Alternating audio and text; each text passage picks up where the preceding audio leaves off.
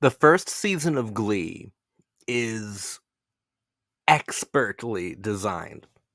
The first season is, I'm gonna say it, a masterpiece of television. It's wild. It is so extremely good.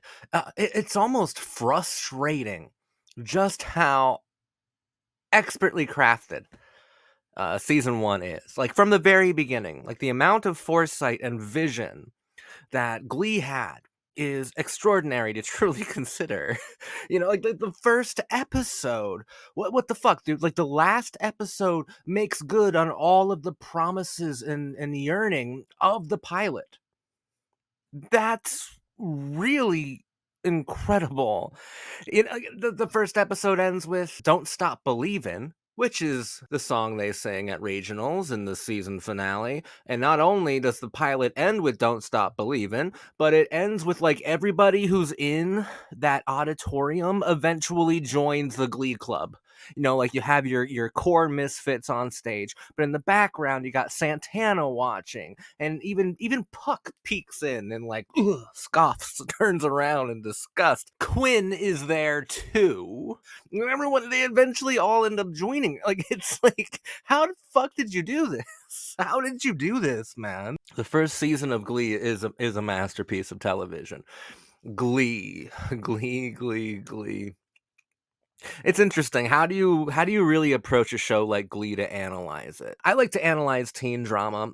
Most of the shows that I analyze don't seem to ever get some sort of special consideration. They're never taken seriously. No one ever tries to really react poetically to teen dramas, but Glee is an exception. Glee, just like Buffy, just like Gilmore Girls, has a lot of analysis that has been written about it. A lot of fairly serious analysis as well. There's a great amount of analysis about how inclusive the show is, about the queerness of Glee, about the theatricality of Glee. Glee has been properly studied, I would say. There's even enough analysis about like the cursed history of the show. This is a series that has been properly studied, and I'm not sure really needs the your cult boyfriend treatment. But fuck it, let's see what we can do. Let's see if I can say anything useful or helpful. A great deal of this show is about inclusivity. I love that it is about championing misfits and underdogs, but I would definitely question the sincerity of that because Glee knows that it's hitting all of the correct heartstrings. Remember when I said it's frustratingly well designed? These kids are so achingly desperate that like I hate that I can't help but feel for each and every one of them in their own unique way. It hits all of the proper marks. Theatricality, I think, is probably where the show gets interesting for me. I think that the easiest way, what I like to do is postmodern analysis mostly, and theatricality is how you get to that. So, Glee is a jukebox musical set in a teen drama framework.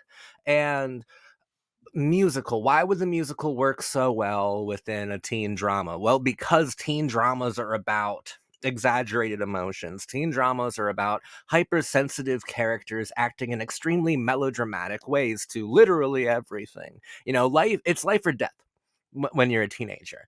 And if you shine an even greater spotlight upon that and make them sing a Journey song explaining just how desperate they feel, that doesn't betray the moment, doesn't betray the emotion of the blueprint of teen drama. In fact, it amplifies it.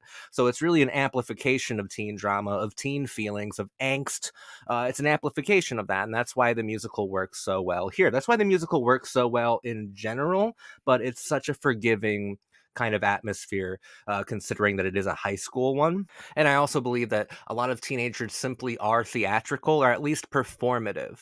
I believe all people are performative, but I think it's most noticeable within teenagers because they're figuring out which role they want to occupy in this grand thing called the human existence. So they're trying on new faces, new attitudes, new personalities, as if it's fashion, which is fine. That's not meant to imply that teenagers are in any way like vacuous. No, like this is what we all go through and what we all do. So like theatricality, or at least being performative as if everything is theater, I think lends itself beautifully to a coming of age story. Ryan Murphy is the creator of Glee. Ryan Murphy is a guy who I've been probably dancing around for a couple years. For as long as I've done television analysis, you have to cover Ryan Murphy. You can't ignore him. He's impossible to ignore. He's made that so. A controversial figure who is an auteur, an absolute television auteur, on a level with Joss Whedon. Joss Whedon actually directs one of the episodes of Glee's first season, called Dream On, with Neil Patrick Harris. But he's on a level with Joss Whedon. He's on a level with Amy Sherman Palladino. He's on a level with possibly even Darren Star. Like, he is a television auteur. You know, he's the real deal. He's the absolute real deal. I think that he has been accused of being superficial and exploitative, and I don't think that Glee season one is innocent of that. But nor do I think television should be. Like, I don't think those are really huge flaws. Not necessarily. Glee exploits the songs that it uses, it exploits the angst that it features, it exploits the talent and beauty of its characters, and the comedy of every morbid situation. It exploits everything for some sort of immediate response from the audience. And it's superficial insofar as camp is superficial. There's a large part of this show that is camp, right? And I think that's where the queerness is derived, because camp and queerness go hand in hand. And Glee's camp, I don't think, is cringe. I think it's more queer than cringe, which is like an interesting balancing act. But the first season pulls it off extremely well. And there are parts of this show that I do think approached true, really interesting art. Since I just finished the finale, the one that's on my mind right now that I'm like, holy shit, this was beautifully designed. Like, the whole season's beautifully designed. Well, I'll go into that in a second. But this one sequence was just like, oh my God, Ryan Murphy, Glee, all of you, fucking wow, dude, take a bow. That was when Vocal Adrenaline did their Bohemian Rhapsody at regionals, and got Jonathan Groff on stage, and like really, really impressive stage choreography, incredible costume design. You know, and Jonathan Groff probably has one of the greatest voices, the best voice of my generation, like Broadway, but best voice. He's an incredible guy. Seeing him sing his song all passionate and stuff, and you know in the pit of your stomach that the new directions, that our underdog heroes, our band of misfits, our band of outsiders, that they're going to lose. But it's juxtaposed, it's contrasted with Quinn Fabray giving birth while Puck and Mercedes like watch, you know. So it's intercut with that. So you'll have Jesse singing a line like, sometimes I wish I'd never been born at all, and it goes directly to Quinn giving birth to Beth. You know, and like Mama Mia and Mama Mia, let me go, nothing really matters, nothing really matters. And then you're playing with this weird, this really weird poetic sense of like, this is when camp becomes poetic. This is where, this is like the crossroads between glamour and gloom. And we've seen firsthand how hard it is for young misfits out there. And we can only imagine what Beth's life will be like. And we saw just how far everyone's come. It's such a beautiful moment, such a beautiful part, just beautifully put together. And since Bohemian Rhapsody is an operatic song, and Glee is very complicated in the sense that, like, it not only uses the music that it chooses to amplify the emotion of the moment, but the music itself, obviously it gives lyricism to the images, but it also gives a sense of grandeur. And when you have a song like Bohemian Rhapsody, which, like I said, is operatic, which is very theatrical, which is a very like all-encompassing, almost overwhelming and suffocating kind of rock song, like, you are seeing a tidal wave of like experiences through that number, through that sequence. And I was just like, my God, dude. Ryan Murphy, you fucking auteur. Am I gonna call him a genius? I don't know, man. Season one was a masterpiece. My first introduction to Ryan Murphy was watching Nip Tuck. I watched probably 3 or 4 seasons of Nip Tuck, and it was okay. I watched maybe an episode or 2 of American Horror Story. I don't know what to say about that. But Glee season 1, and full disclosure, I have seen this season before, but it's been a very long time. I've seen parts of season 2, probably out of order, but I don't really remember season 2 at all. I remember Darren Chris. I remember a really cool a cappella version of Destiny's Child. That is literally all I remember about season 2, but I will watch season 2, so don't worry. That's going to be the next analysis video. Ryan Murphy could be a genius, but I don't fucking know yet. Not really. Not unless he could duplicate the mastery, right? And there's some problems here. There are some grave problems here. I love this story of underdogs. I love this story of misfits.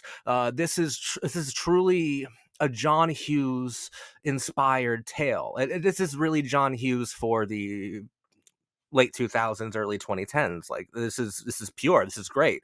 I mean, this is the Breakfast Club for the year 2009. It's really lovely, but I was saying how expertly designed this season was, and it was expertly designed, but it was so expertly designed that I don't want or care about following these characters anymore, because they progressed so beautifully. Every single character completed some fundamental arc that was, I think, emotional. I think it was gripping, and I thought that most of the characters were captivating, and they were fully fleshed out, at least as fleshed out as I need them to be for the narrative. Even Sue Sylvester had a massive arc, an emotional one that was actually full of pathos by the very fucking end. Even Santana and Brittany, they changed enough. They changed just enough for me. You know, like Rachel came so far, Finn came so far. Oh my god, fucking Artie, Tina, Mercedes, they all came so fucking far. Quinn is my favorite, and I think I'll spend a little bit of time on Quinn in a few minutes. But every character came so far. Schuster to everyone. Like, it's so frustratingly well designed because every character completed everything that I wanted to see them complete. You know, the rest is all just hope and nostalgia. Um, and pain. They completed everything I wanted them to. I don't want to see these characters complete anything else. Like, the only possible thing I can see someone wanting more of is just to see them win regionals, but even then, that's like, who cares? Because they said that even though they lost, they won anyway, and they convinced the audience of that. I was convinced that they won even though they lost. You know, so like, it is such a complete, every character completed their arc so fully that there's no room for improvement. Positively, like, the only way these characters could improve is if they all inherited a bunch of negative attributes. You know, like, and improve isn't the right word. The only way that these characters can progress is if they inherit negative attributes. Or else, like why do I care? Like, think about the end of Dawson's Creek season 1, or the end of Gossip Girl season 1, or Beverly Hills 90210 season 1. I wanted to see Dawson Leary continue because he had a lot of learning left to do by the end of season 1. I think even Rachel Berry has matured to a great extent that, like, that's as much as I ever wanted to see her mature by the end of season 1. Like, what can possibly happen? You know, like, Chuck Bass, there was a lot of room for improvement in Gossip Girl. Blair Waldorf, Serena Vanderwoods, and you wanted to see all of them, like, improve and continue to mature. Here in Glee, they did all that in one season, which makes the season really incredible. There's a lot of substance here. I don't agree that it's a superficial show. I think that it plays with superficial tropes in order to tell, like a really expertly crafted tale of misfit redemption. It's a celebration of misfits, whatever. But it did its job so well that I don't care to see season 2, because this was like everything. This was defeat, this was victory, this was romance, this was heartbreak, this was the underdog coming, like all these different misfits from all these different walks of life and like social castes. This was social stratification undone. This was everything. Like everybody came so far this season.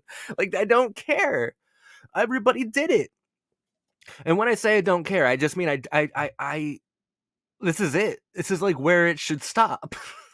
This is where it should end, because every character completed the arc promised within the pilot episode. I don't think that within a television show you should have the character complete like the overwhelming arc in one season. I think that's supposed to take multiple seasons, especially if it's about coming of age. By the end of this, I feel all these kids are like relatively mature. Like they learned a fucking lot, and when I say I don't care, I mean that's as much as I want to see of them, because they successfully completed the toughest arcs of the teenage experience. Like they already did it, and like that's my major criticism of this show is that the first season was too good. Like it was too full, it was too complete. Like I can't even think of loose narrative threads. Like everything was stitched together beautifully. Like there's nothing that doesn't add up here. And that's typically why you'd want to see a second season. But I don't have that here. I have a perfectly made fucking quilt, a perfectly made blanket that is there to comfort you. Like Glee is a very comforting show, and I think that this first season might be the only necessary season. And I'm gonna make my hypothesis is this: I'm going to spend the rest of this series of videos where I analyze Glee saying it shouldn't have had more than one season. This should have been a very rare case, maybe the only case ever, of an extremely successful show that only went on for one season, because this was a perfectly crafted one. It hit every beat, dude. It was like the opening like 12 or 13 episodes are focusing on Rachel and Finn and Will and Quinn and Puck, and like it's like, wow, I'm getting to know all these people. In the back nine, we focus on like the supporting members until everyone becomes super colorful and super interesting, and they all have their kind of miniature arcs that coincide, and like their arcs run parallel lines with this, which is demonstrative of the human experience, and especially a teenage experience, when you think that you're so different from everyone, but you actually are on parallel narrative journeys, and then you can all like peak together, climax together, and reach your arc together on that stage, just kind of saying, look at us, man, look at the journey we went on, right? Like this show did all that. It's incredible. My favorite character is Quinn Fabray, because if I'm talking about transformed characters, like I just talked about arcs completing, Quinn Quinn is the most transformed character. And while I think that Leah Michelle clearly has the best voice featured on the show, either her or Jonathan Groff have the best voices featured on the show. Fun fact, when I watched this originally, it was on television back in 2010, and the reason that I watched it, this was way before I was really into teen drama. In fact, I was 19 or 20 and probably was at the age where I wanted nothing to do with teen television, because I wanted to think of myself as like super mature and adult. And it was only like later that I was like, hey, let's go revisit those shows. Oh my god, I'm talking very fast, but you understand what I'm trying to do. uh, the reason I watched this is because I was a huge fan of Spring Awakening. Spring Awakening is probably my favorite Broadway musical of all time, and if you know, you know, Jonathan Groff and Leo Michelle were on Spring Awakening, and they're like legendary. And I was like, what? They sing together again on television? I gotta see this. And it did not let me down when I watched it years and years ago. There's something very special about hearing Jonathan Groff and Leo Michelle sing to each other. Like that's like a real fucking sonic treat. It's lovely. So even though I think Leo Michelle and Jonathan Groff and Adina Menzel have the best voices on the entire show, Diana Agron gives the best performance, hands fucking down. And I think her character is the most fully fleshed out and fully considered, because like if we compare her from the pilot to the end, she completely transformed. She was completely dissected. Like if this show did a postmodern deconstruction of any archetype, it was the head cheerleader. It was Quinn Fabray. It was the head cheerleader who was the president of the celibacy club, getting knocked up, getting kicked out of her house, getting adopted by this band of misfits who she wouldn't have been caught dead associating with in the pilot episode. But she becomes the champion of these misfits, and she gives birth at the very end of the season, and the part that I feel is like the most artistically rich, with the Bohemian Rhapsody song over it, intercut within it. And within that, you are seeing the most transformed character of Glee being Quinn Fabray, giving birth to a new era of teen television. And I feel like Diana Agron's performance, I think, is like she understood the assignment, because when it's meant to be camp and vicious and comedic, like she nails that perfectly. And I think the show is a comedy more than anything else, but she nails the comedy perfectly.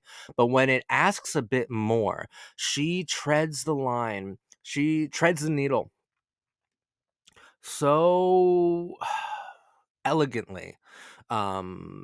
She's a dazzling actress to watch, like, between the serious and the unserious. As my friend, who I had a conversation about this on my channel before, Jupiter from Neopunk FM, described Glee to me as like the most serious, unserious show ever, or a very or seriously unserious. I think that an example of that at its best is Quinn Fabray in season one. A lot of emotion, a lot of pathos, but it never betrays like the unseriousness of the safety net that is always underneath these heavier scenes of emotion that could fail, that could absolutely fail given like the melodrama of it all. That's why you always have an unserious safety net. There's seriousness and then an unserious safety net. And seriousness, if it doesn't work, the show's so well designed that it just falls onto an unserious safety net of a joke or like a jukebox song. Oh, works every fucking time. But Quinn Fabray never really needed the safety net, is what I'm saying. When she needed to be serious, she was, and it was wonderful to see. Uh, that I don't know. Quinn's a character who got under my skin in a really good way, got into my heart in a good way, because of how transformed she got. Um, and it wasn't like like a massive like physical transformation, right? Because it was all personal. Of course she like had a pregnant belly or whatever, but what I'm saying is like just the way that she carried herself.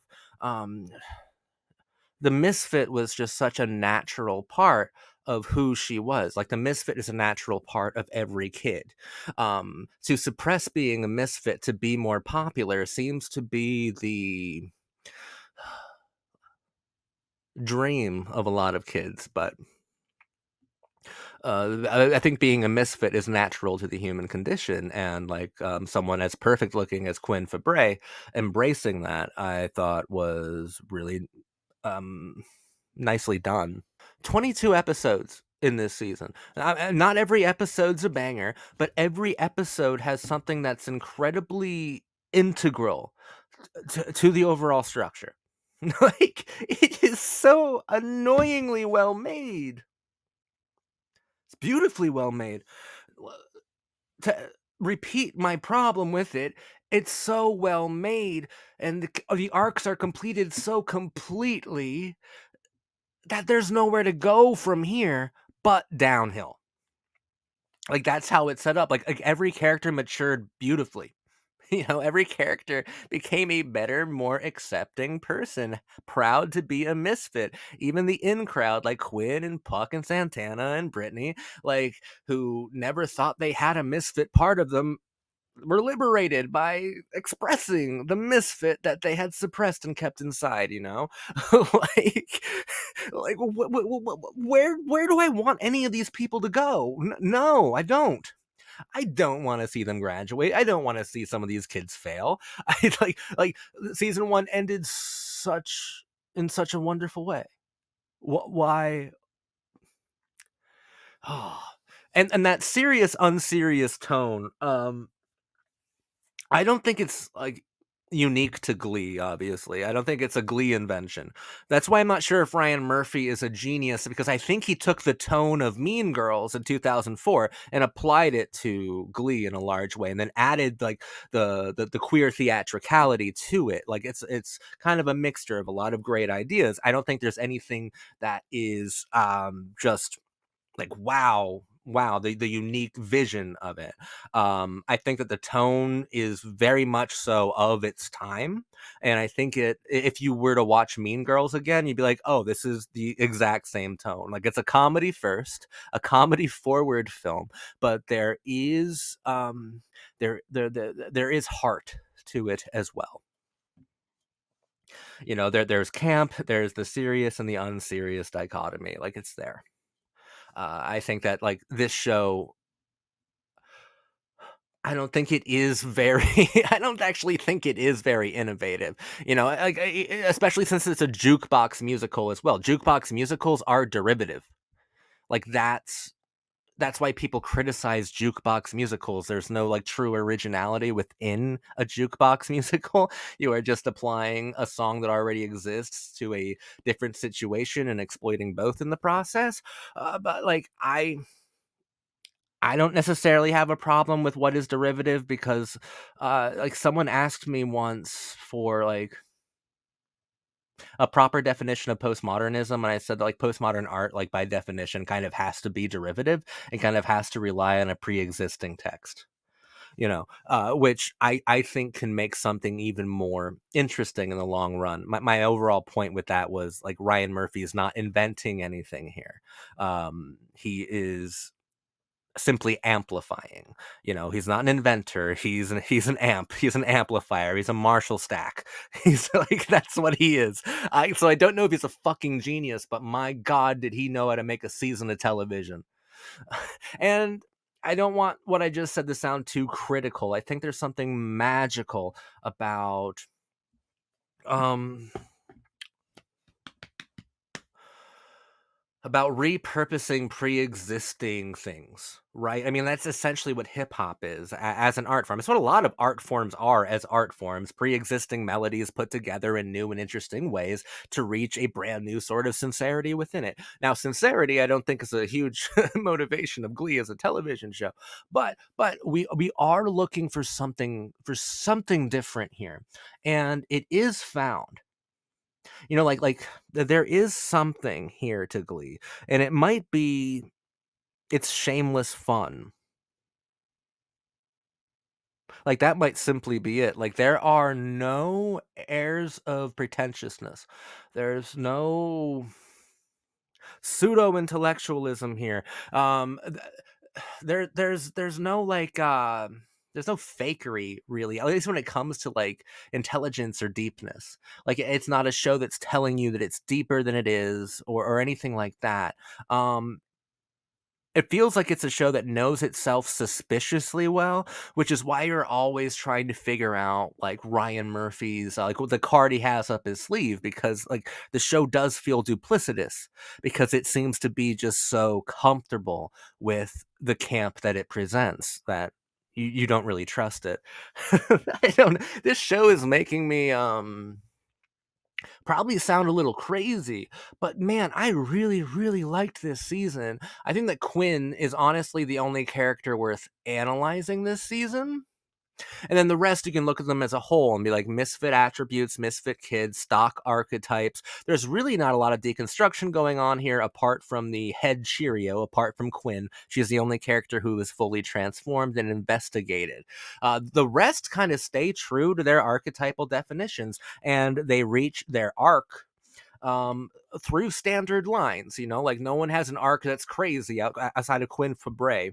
The rest all have, like, standard lines, and they don't really cross too much. And the show's not about deconstructing archetypes, it's about the unification of them. So Quinn is the only one who's really interesting to talk to. If we want to talk about a character being like deep in the first season, it's Quinn. Quinn is easily the most punished archetype of them all, the most punished character. She was like defamed, dethroned, deflowered. Like so much happened to her.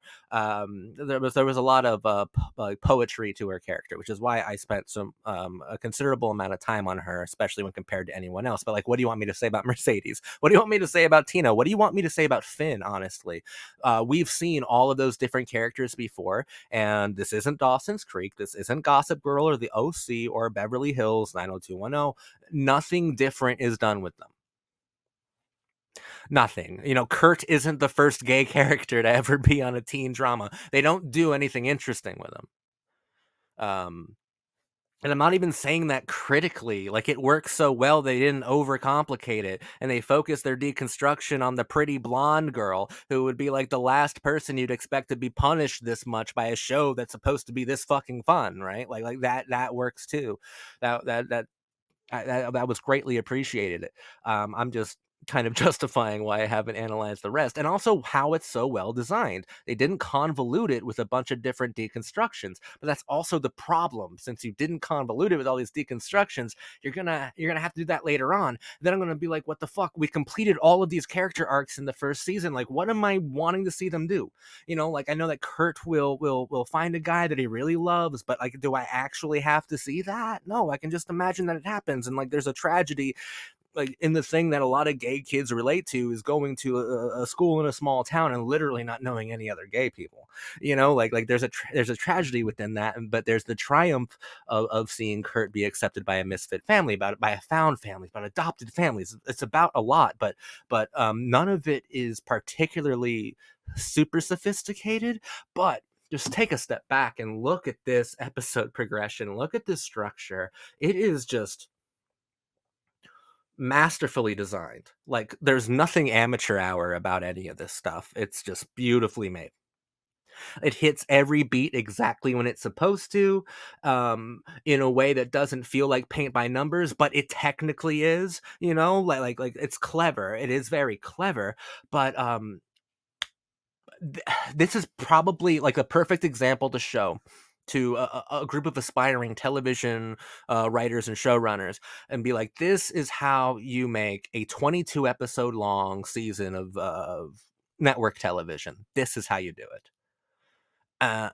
Because like a textbook could be written on how this is good, on how every decision made in this first season is informed by and informs the next. I'm so impressed. So impressed. It's not genius. It's not genius. It's a masterpiece. It's not genius because I feel like the show, since it was network, it was Fox. I normally cover shows on WB and stuff like that. Fox can't be too alienating. So this show can't get too celebratory of its misfits. It just can't. It can't risk alienating a huge margin of its audience. Right, so we're going to get a kind of sanitized version of the misfit. But when you go into it knowing that there are limitations on how much they can celebrate misfit identities, then you love it for what it was able to accomplish and how it accomplished it. It's just that roadblock prevents me from saying that Ryan Murphy is a genius. I think he is an auteur of television, a true artist for sure, but I haven't seen anything genius yet. I could be absolutely wrong in my reading of Glee as like there should have only been one season, but we'll see. We'll see. I'll be back talking about season 2. Watch. I got a shoe around here. I will like fucking eat my shoe if season 2 is better than the first season. I will absolutely do it. I swear to God, I will. I'll be honest about it too, because this show is the only show I can think of in the history of the fucking planet where I'm like, maybe one season was it. Maybe that was all you needed. Of course, that couldn't happen. It was it was quite a phenomenon in its time period. And just for the record, I know a lot of people are interested in the cursed history of Glee. I think the only time I'm ever going to talk about that is Corey Monteith. with his death, because the show actually has to in real time respond to his passing. I don't think I'll be talking about Mark Salling or Puck, whoever the fuck he is in real life. I don't think I'll be talking about him. I won't be talking about Naya Rivera. I won't be talking about a lot of like the juicy stuff. Like I think a lot of Glee videos are exploiting. I'm not interested in that. Only if it actually informs the show. I'm so we're not going to be talking about a lot of the juicier stuff. If that's what you want to watch, this is not the place for that. And even when it comes to Finn's death, I'm not going to go into the specifics of Corey's death. We're going to talk about how it informed the show and how the show responded to it. And I am interested to see how it does that. Like maybe season 1 of Glee is so good because it's the only season where all the cast members were behaving, where and behind and the writers too, and everyone was like on the same page. Like who knows? Who fucking knows, man? I can't wait to see season 2 though. It's just I feel like I'm gonna be really, really hypercritical of the rest of the seasons because this one was too good. Too good. You didn't leave me wanting to see anything more. Like every character came as far as I ever want to see them come. They all had a happy ending. You can't do that in television unless you're never coming back. Like I can't think of a single season of any fucking show except for arguably the last of a lot of these shows where every character ended like, man, we came so far. We're so happy and in love, and everybody ended up with everybody that you wanted them to end up with. Like, what the fuck is that? Like, you even like, why, dude? Dude, you can't do that. You gotta leave people. I say you can't do that because, like, I it's so well made that it's fucking giving me a brain aneurysm because it completes all the arcs and I'm so thrilled with it. But like if you're looking to continue the show, that's to me where it gets dangerous, Like it's so perfectly made. That's the problem. Unless the show ditches like the artistry and all the drama for the comedy, which the show can do that. I think, like I said, it's a comedy forward show. I hope they don't because that's what made the show powerful. In the occasional moments where it was powerful, it really did work. It really did work. So I don't know. What I found most impressive about Glee season 1 was its structure, its design, the careful attention and narrative that Ryan Murphy and the writers paid, like such a careful amount of attention to all the different narratives, and they all paid off, dude. All of them. And lastly, the thing that impressed me most was Quinn Fabray was Diana Agron was that character. Just great character, mwah, Hall of Fame character. But man, I'm worried. I'm anxious about season 2. I hope you enjoyed this video. Thank you. I'm your cult boyfriend. Okay, well, okay. What do I normally talk about in these analysis videos? Like what it represented to culture. Honestly, Glee Glee's just not representing anything that wasn't already represented yet. It's just like a really good it's a really good expression. It's a really good like teen show. That's all. It's not doing anything. If it comes to like the ethos of the 2010s, Glee massively important, sure, but I would think that shows have already covered like The Vampire Diaries and Pretty Little Liars, I think said a lot more about the teenage experience or even about the human condition of the 2010s. Glee is not that deep, which trust me is fine. This is great television, but I'm not confident in how rich and rewarding my analysis videos will be. I'm going to try my fucking hardest, but I don't want to be dishonest either. I don't want to spend like a half hour being like, you see, and that's why juxtaposition and non-diegetic music. That's why sonics, like sonically pummeling. Like I don't want to be a pseudo intellectual on this. I want to be like very real and speaking in a very real way. This is the most simplistic analysis I've done in a very long time for a teen drama because it's the most simplistic one I've covered so far. Which once again is fucking fine, dude. Like it was expertly crafted, very well made. Um I'm thrilled by it. It tried to cast a very wide net, and I think it succeeded in getting a lot of people interested in the show. Like, I'm so impressed by this. I was so impressed by season one. My only problem is this might be all I need. Like honestly, think about it. Think about it. Think about the way the first season of Glee ends. You're like, wow, they're a family. They all came together. Rachel and Finn are happy together. Oh man, Will just kissed the fucking redhead. Everyone's happy. Oh, Sue cried. Sue cried watching the kids sing. Oh my god, everyone came full circle, fucking full arc. What could I possibly want now? There's nothing more I want from the show. Like, those are things that if you were wanting to keep the show going, make this a show with longevity, like Sue would cry at the end of season two, and like he'd kiss the redhead and tell her that he loved her or whatever at the end of season three, and like Finn and Rachel like would be broken up at this time, or like something would like there'd be something that I would still want. It gave me everything I already wanted. Like, everything I wanted was given to me here. Quinn had a baby. Puck even seemed mature with Quinn looking at the baby. Like, there's nothing more I want. Every character came literally as far as I ever wanted them to go over 6 seasons.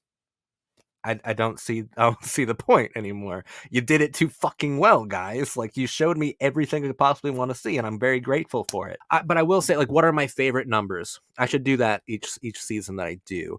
Bohemian Rhapsody, I think, was like the most like artful one. There's the most poetry there, but the one that I would genuinely just like listen to, that I would love to listen to, is, oh my god, Adina Menzel and Leah Michelle singing Poker Face. That is extraordinary. That is so lovely, so good. I like Gaga. Gaga's really good, but I just love that rendition. Wow. And there's a lot of power there. It's about amplifying moments, right? You know, which makes you question like how good the writing would be without it, but the whole point of the show is that that it has the music, because that moment would just be, oh mom, I wish you didn't go. I wish we had like the memories that you want to have, but since we amplify it with the song, it's unforgettable. You exploit the emotion of the moment and exploit the song in order to kind of make a core memory in the viewer's head. It's really good stuff. Thank you for watching me, dude. I'll see you at season 2.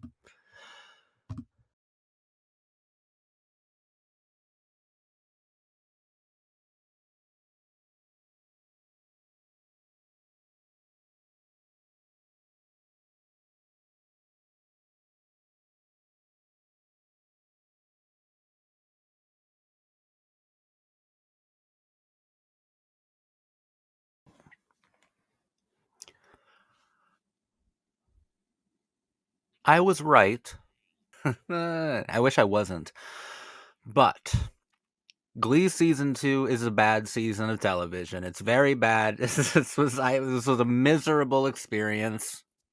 Sorry. I wish I wasn't here saying that. I wish I was saying the opposite, actually, but I had a feeling after season 1. Season 1, I loved. Watch my analysis of season 1. Season 1 was perfectly, flawlessly designed, but the problem is that it was so well designed that it left me convinced that there shouldn't be any more seasons. Because all of the arcs in Glee season 1, the narrative systems of Glee season 1, left me completely satisfied with everything that I could possibly experience within Glee. I was satisfied with all of the arcs, with all of the characters, with all of the songs, with all of the feelings, with the journey. Thought it was a great underdog, outsider, misfit celebration. I literally got everything I could have possibly wanted from the first season. And it made me really concerned about the show moving forward. And after watching season 2, I can confirm that my suspicions were absolutely correct. Glee has a reputation for being both superficial and stupid. I disagree wholeheartedly with that kind of criticism of the first season. The first season I thought was intelligent and fun. I thought the first season was some of the best designed television I've ever seen. Uh, the second season, yeah, it's the epitome of superficial and stupid. And it almost had to be, because at the end of season 1, like I was just fucking saying, everyone got a fucking happy ending. All the arcs were complete. Everything I could possibly want from the fucking show, from every character and from every narrative system and every narrative thread, I was totally fucking satisfied. Going into season 2, all of the characters that I felt came to be pretty, at least, dynamic in the first season regressed. Reverted. It became their fucking they became worse than their pilot versions from the very first season. They became more insecure, defensive, and flawed than they ever were before. I said that this was gonna happen. Like, it had to happen. The only way the show can move forward after bringing a lot of unhealthy characters to a pretty emotionally healthy place by the end of the first season is to make them even more unhealthy than they've ever been before. More terrorized by bullying, more even defined simply by their misfit attributes, which kind of tokenizes and sometimes even fetishizes unchangeable characteristics. Like, hey, this is where Glee kind of gets problematic as well. It's a comedy forward show. That's fine. Season 2 turns up the comedy to 11. It turns it up like really high, which is not unexpected. The show really wants to have a good time. It wants to be really fun, but I didn't find it too artificial feeling in the first season. The second season, this feels synthetic. It feels like plastic. It doesn't feel special anymore. And since it's a comedy forward show, let's talk about television. Let's talk about even film, but mostly the television structure of comedy. Comedies account for some of the most popular and most beloved television shows. There is a huge problem with the comedy, though, especially if you're adding dramatic elements or even soap opera style ones, which Glee is trying to do through the teen drama art form. Comedy. It's so interesting, and I want to read writing of this. I'm sure someone's written about this. If not, get writing about it, because I don't care enough about comedy to write about this. But the flaw that I've always noticed in comedy shows is that it's there to laugh at. It's there to kind of see your own insecurities and your own hangups like within the characters, and you can laugh at that, and that kind of reveals something about yourself, and there are going to be a lot of good heartwarming moments through comedy, through really good jokes and good character writing on television comedies. But those insecurities and flaws and hangups within the characters in comedies, they can't change. Like, by design of the comedy, they can't completely change.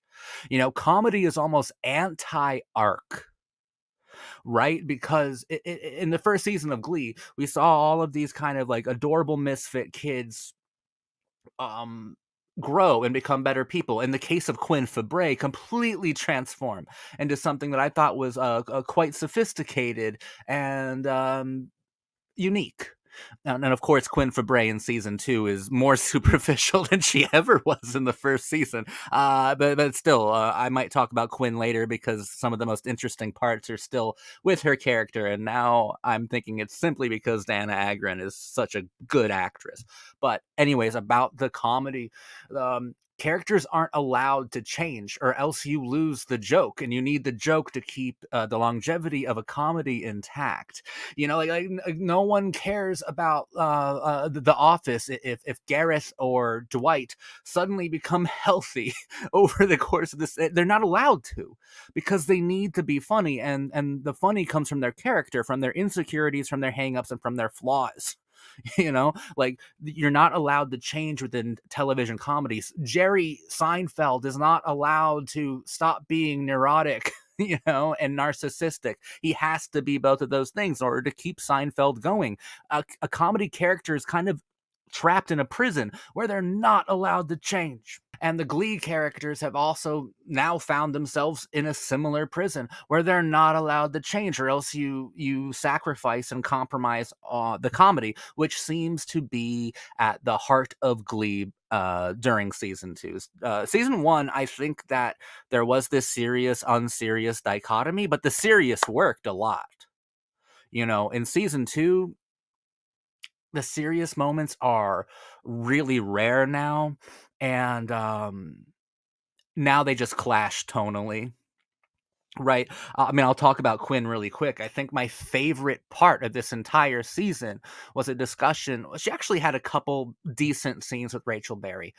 In one of them, they were writing an original song together, and they were arguing about Finn, who Finn's fucking annoying now, but they're arguing about Finn, and Quinn says something really cool. She's like, Rachel, you want to know how this story ends? I'll tell you how this story ends. It's a cliched thing to say, but I'm a sucker for that. When a character goes, no, I'll tell you how this story ends. I love it. I love it. It's a postmodern flourish that I hope never goes away from modern script writing. But she says, like, I'm going to be a real estate agent and Finn is going to run the tire company that Kurt's dad owns, and you're going to be a big star in New York. Like, I'm almost saying she's going to be a Lima loser forever, and there's something so defeated about it, and that's where you see a kind of interiority within Quinn's new kind of superficial exterior, that made me want to see more complexity, but the show can't betray the comedy long enough for us to truly be introspective about anyone, right? But that's a really interesting scene where our two female leads are kind of dissecting the narrative of each other's lives, right? Like the first season of Glee is really cool. I think like the overall goal of Glee is that like everyone thinks that they're so different, but it's our differences that unite us in a large way, and that we're on like parallel narrative lines. Like we have so much in common overall, and even our dissimilarities make us similar. Like we're on parallel narrative lines, but Glee takes it an extra step by amplifying that through the use of music, through the use of theatricality and melodrama, to say that those lines aren't just parallel, they're harmonizing constantly with everyone that we know. Like we're in a constant harmony whether we know it or not throughout the human experience, narratives harmonizing with each other, and I think that is like a kind of beautiful thing. But Glee season 2 is just a fucking stupid show. It's just so fucking dumb. I get nothing from anything really. Quinn has some good moments, but my god, she was entirely transformed from the last season, and in this one she like runs directly to the Cheerios. She needs a guy. She joins a celibacy club again. I'm like, wait, are we in the fucking first season again? Rachel Berry immediately becomes just unbearable, even worse than she ever. Everyone becomes worse. Finn becomes even more immature, and it's not fucking cute anymore. This shit is fucking annoying. That's the worst thing that happened with Glee season 2, was that I found myself being annoyed by the characters.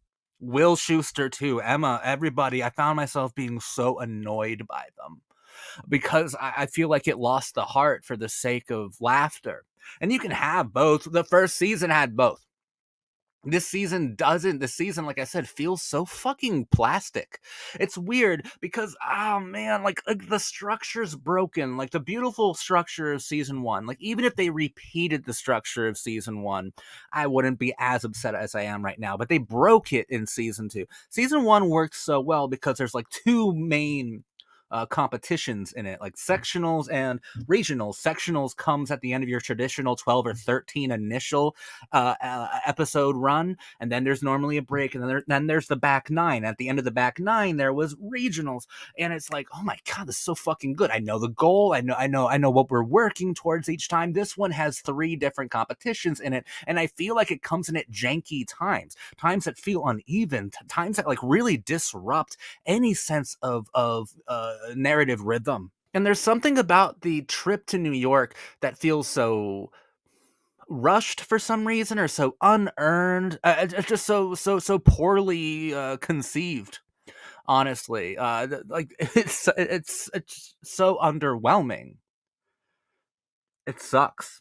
There are certain parts that I'm like, man, I see Ryan Murphy, I see his vision here, and there are some good parts that like of the structure that remind me of stuff that would happen all the time in the first season. Like in the second season, the first time we meet Sunshine Corazon, who would go on to be like the new Jesse St. James for Vocal Adrenaline, like the de facto antagonist of the second half of the season, which is like what Jesse was in the first season. The first time we meet her is in the pilot, and she has this wonderful scene in the school bathroom with Rachel, and they fucking like sing off, and like Rachel's being really duplicitous and fucking mean to her, sends her to a crack house or something.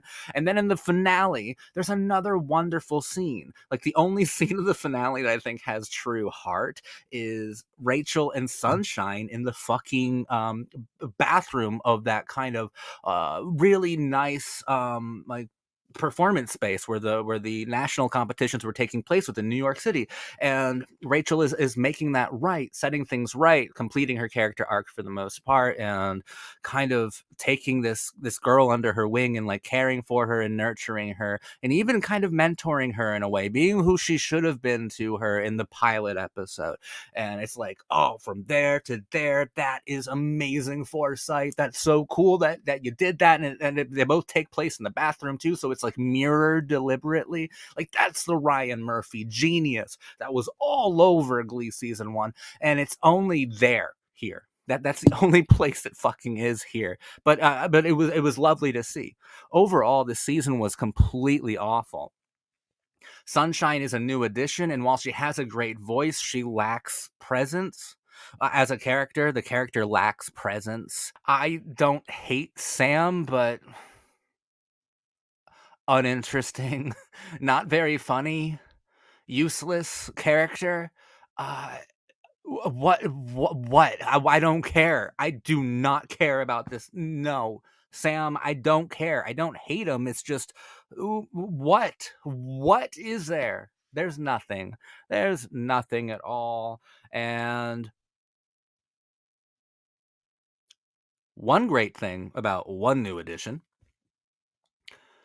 Darren Chris as Blaine at the Dalton Academy. Immediately likable. This is such like a likable guy. Impossible not to love. It's an incredibly lovable character, and I did dig on the Dalton Academy aesthetic. And I like the performances of the Warblers too. Like there were good parts to it. It's not like completely dumb, but this season pissed me off so much because I was right. I was right. This show did too much in the first season. It did every good arc in the first season. And now here, everyone's just a fucking asshole. Everyone's just a parody of themselves from season 1. But at least we got a new addition like Darren Chris as Blaine. Blaine was cool. Blaine was really cool. We didn't get too deep with him. You know, it was nice seeing Kurt feel and be loved by someone else. But Kurt was so fucking annoying, dude. Everyone was so annoying except for Blaine. And Quinn mostly wasn't annoying, but even she had her fucking moments this season. She couldn't even save it for me. I wish I wasn't annoyed by all of these fucking kids, man. And yeah, I think Brittany's funny, but why, dude? Why is she like the prime? Like, I feel like I see her so much now. I think she's funny for like a good joke or two here and there, not being central to so many episodes here. Phenomenal dancer. I can watch Heather Morris dance all fucking day, dude. Like she is so talented.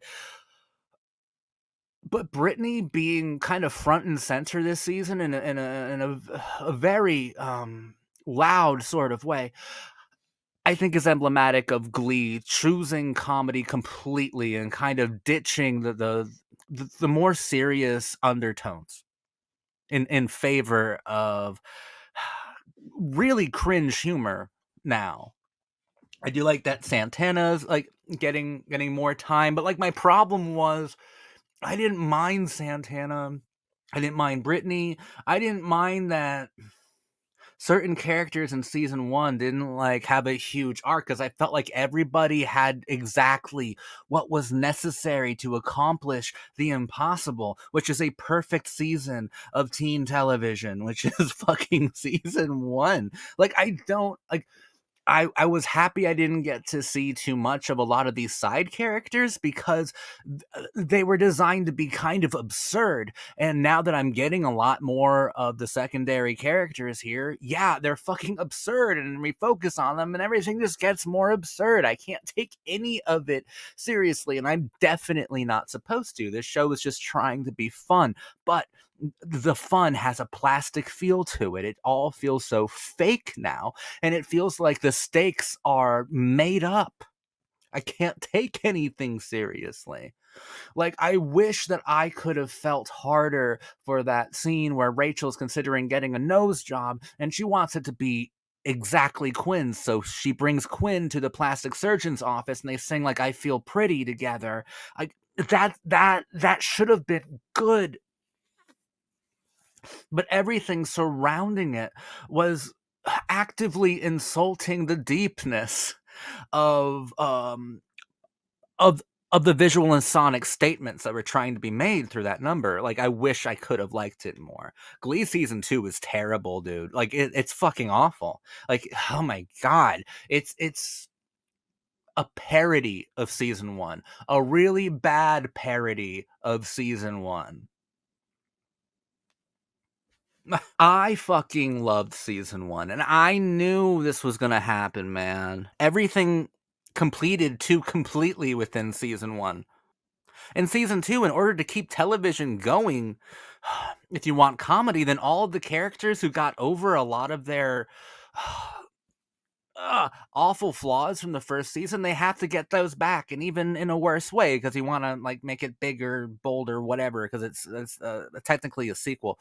Like all the characters have to go back to square one in order for a comedy to continue, and it's like so unearned when the show starts to be self-referential, starts to reference its own first season. Like, it's only been a fucking season, dude.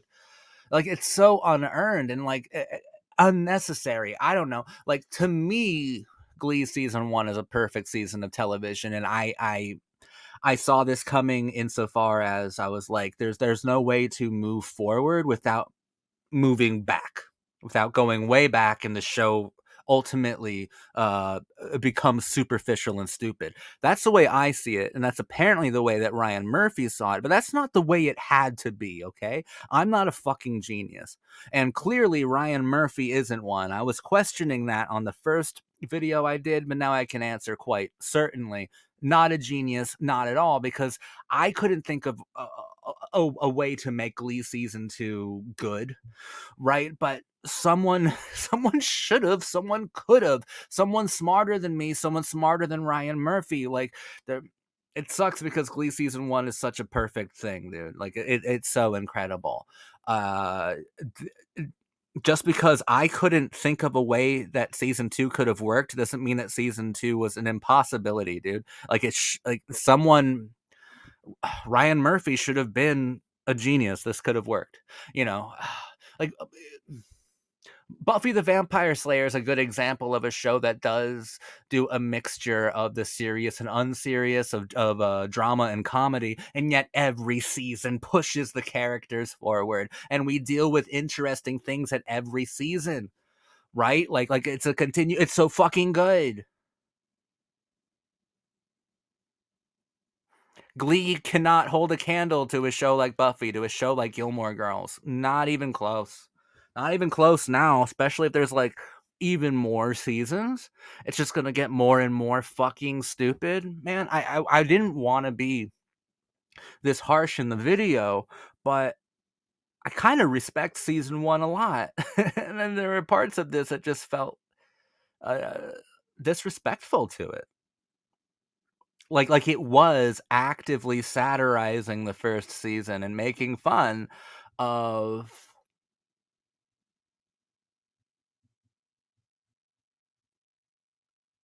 the people who saw a lot within it, worth championing, possibly people like me. I'm just really disappointed, man. You know, like there's nothing here, dude. There is nothing here. Um, there's literally nothing here to analyze. The only thing I can do with this season is criticize it, which I have done. There's nothing here, and that's so fucking upsetting. Well, season 3. Aren't we excited to get the jazz hands for fucking season 3, man? Like, it can't get any, well, it probably could get worse. I don't know, dude. If I fucking hate season 3, I'm done. Like, if I hate season 3 more than season 2, I'm over it, dude. I'm out. I'm out. All right, I promise I'll make a season 3 video, but season 2, there's nothing here. Every bad thing that idiots have to say about Glee, about teen drama as a whole, is true of the second season of Glee. It's superficial, it's stupid, it's vacuous, it's insulting, it's annoying.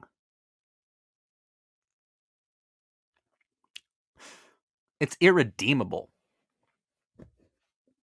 Such a stupid fucking show, man. There's so many times I was watching it this time, this season, is going, the fuck am I doing with my life? This is my life. What am I doing?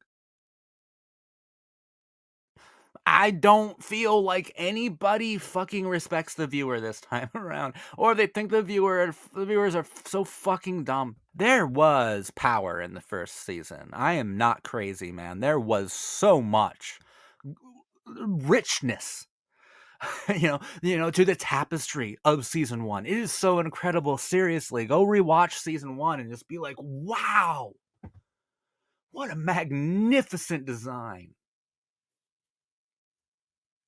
It's astonishing. And then season 2,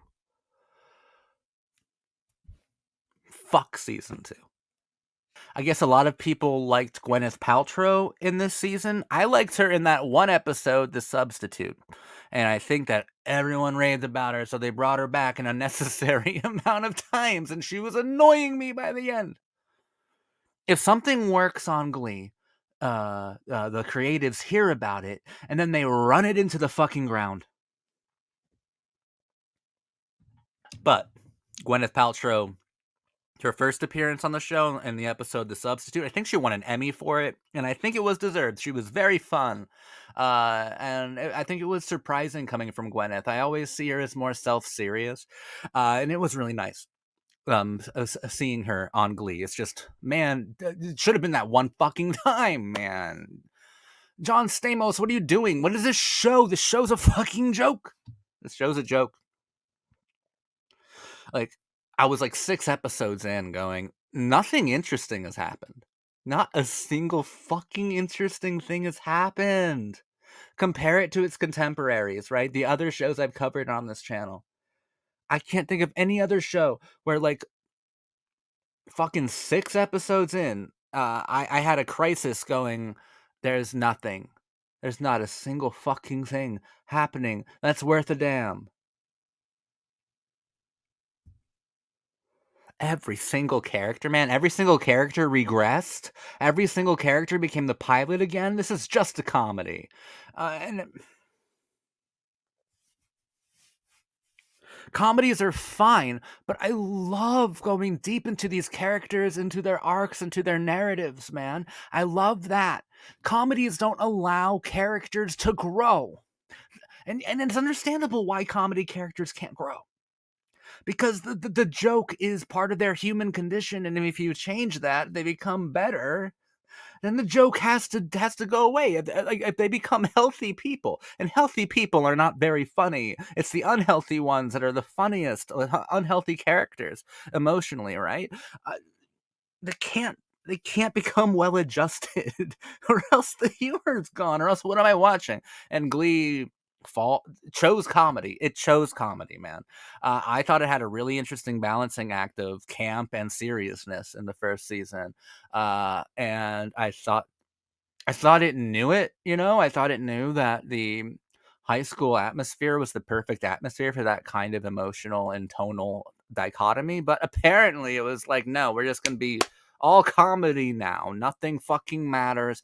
Everything's a joke." And at this point, some of the songs that they do feel like they were like completely paid to do it. I'm sure it happened in season one that like the execs, the studio heads were like, okay, you're gonna have to sing this song because this record's coming out, and like we need to push this song, so your kids are gonna sing it.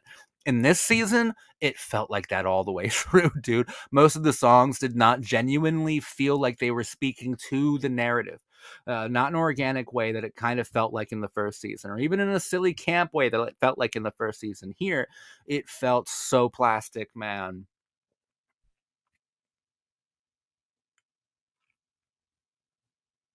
But I liked Blaine. You know, I still adore Quinn.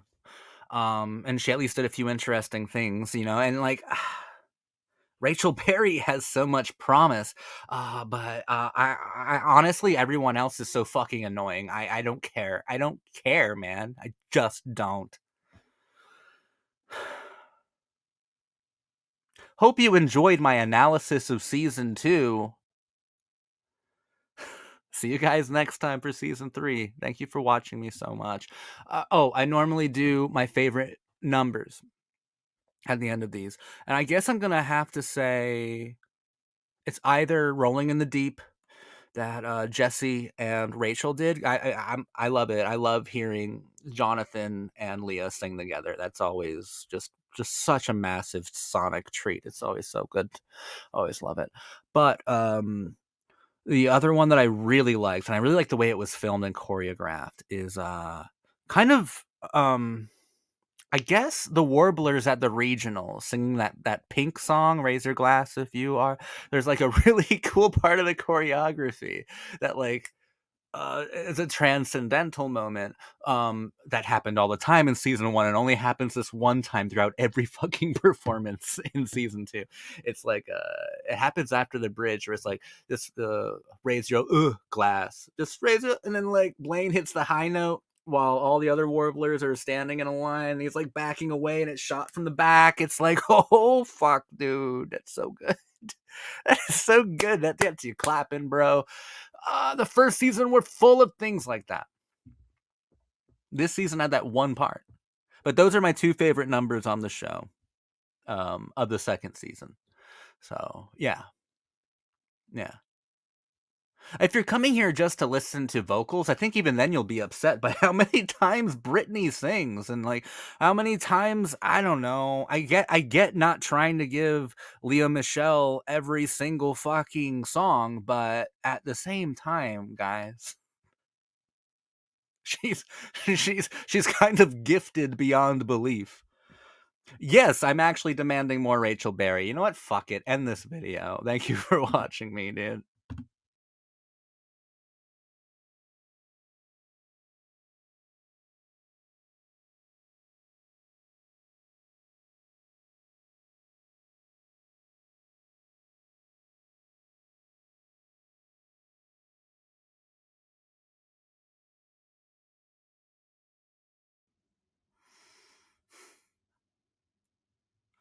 Okay. I would like to formally tender my resignation. I don't want to make Glee videos anymore. This is a historic moment. This is a legendary moment. I've never done this before. I have never quit on a show before. I think I'm quitting right now. Or, at the very best, taking a very, very, very long break from Glee and doing a completely different show instead. Because season 3 is awful. Fucking damn, I hate every character now. And that's the point where you gotta dip. To remind everybody, season 1 is, in my opinion, a perfect season of television, but uh, Glee's fatal flaw lies within the perfection of season 1. Meaning, season 1 was so well designed, the arcs were completed so completely, everything about Glee was completed so completely within season 1 that No other season was necessary, and every other season that I've seen, seasons 2 and 3, are regressions. They lack quality, they lack focus, they lack vision, they lack a point. There's no reason for them. Season 3, there are things that it does better than season 2 did. At least our characters feel a little bit different, a little changed. At least the events that happened in the first 2 seasons seem to be having an effect on our characters in season 3. And some of them are acting and behaving as if they've actually been through storylines, which that didn't happen in season 2. In season 2, they all just acted exactly like they did in the pilot, as if all of the hard character development didn't fucking happen. Whereas now in season 3, at least they're acknowledging the fact that they have made some remarkable strides within their characters. Now, the problem is, I hate how they're acting. I think they like this complete wrong decisions, man. You know what? Maybe Roberto Aguirre Sacasa and the fucking Riverdale School of Thought ruined Glee. It's very possible. Roberto Aguirre Sacasa had a decent amount of involvement with Glee after season 1. Season 1's just so perfect. Keep Riverdale out of this shit. And you can see the fetus of what would become Riverdale within season 2 and season 3 of Glee. Which is fucking stupid. Which is just fucking nothing. Just, I would call it style over substance, but the style isn't good. The aesthetic isn't nice to interact with. It's nothing over nothing. It's just a bunch of empty air. My darling Quinn, who I loved in season 1, the more I think about it, the more okay I am with her lack of arc in season 2. Like, I still don't think it was handled well, but maybe it would make sense for a character like Quinn to pretend that she wasn't pregnant in the first season, to just kind of repress that, block it out, and just act like everything's fine. Only Glee season 2 with Quinn, they didn't acknowledge that or investigate that or have her face the fact that, yes, you did go through a life-changing event, a life-changing experience. And also in season 1, she was pretending, trying to block out reality anyway. Like, she was already pretending like she wasn't pregnant when she was pregnant.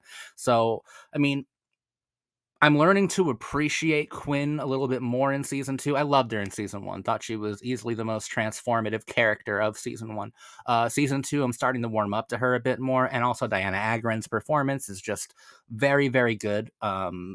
Throughout what I've seen of Glee, including the 3rd season. And in the 3rd season, the first time we see her, she's got dyed pink hair, part of an alt group of girls called the Skanks, and I fucking fell in mad love with her if I wasn't in mad love with her already.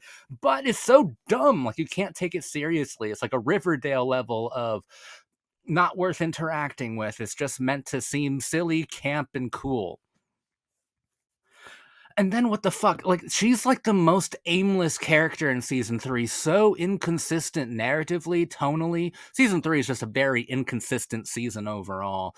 But then she becomes paralyzed for a few episodes. What was that? The only interesting thing they did, and they fumbled the ball completely with Quinn, was when Idina Menzel came back, Shelby came back, and kind of started a little fling with Puck. So and they never highlighted this part of why Quinn should be so upset about this. Not only let's look at it from the viewpoint of Quinn at that time, who I think was acting stupid and completely out of character.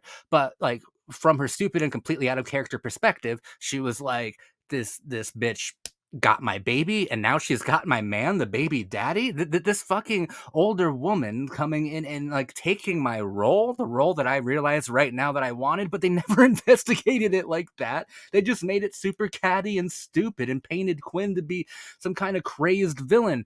I just don't even think that Quinn would act that way. What happened? At least they're doing something with her character, right? They're not doing nothing with her like they did in season 2. But season 1, we saw this transformed Quinn, who I thought was really mature. And then by season 3, she's the most superficial fucking chick, dude. Oh my God, and dumb, got brain rot. I love Quinn, but Jesus. My favorite scene in the entirety of season 3 is with Quinn, though. It's in the graduation episode. A wonderful scene. There are 2 great scenes in the graduation episode I'd like to highlight very quickly. The The first, which I think is the most powerful scene of season 3, is when Quinn is saying her goodbyes to Sue Sylvester, and Sue kind of breaks down crying, like hugging her, and Quinn says, "I'm going to miss you," and Sue says genuinely, like cracking in her voice, like of authenticity, that I don't know why you would, but thanks. Thank you.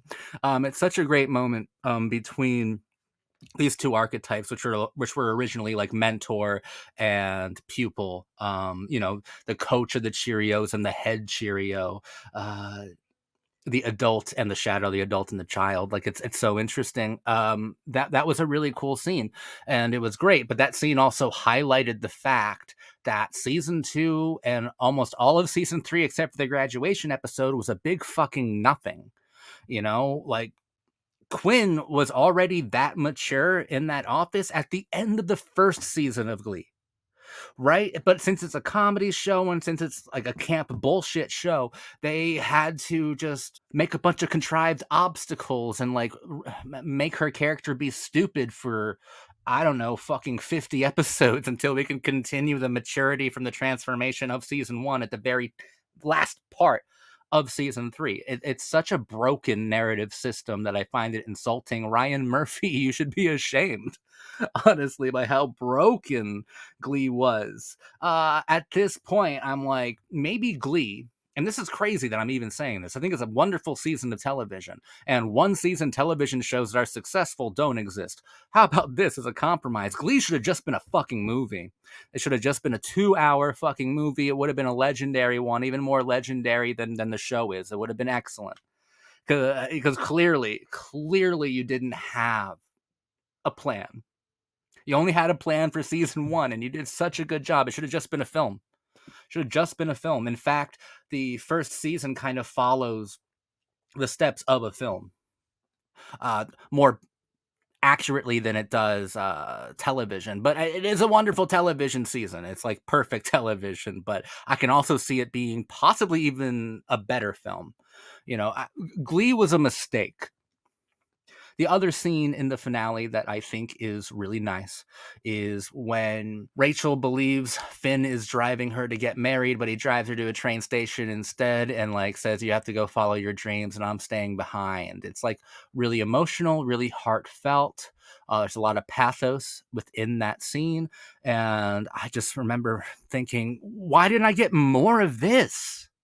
This is real. This is sad. This is relatable. That's what's good. That's what it was. A good moment.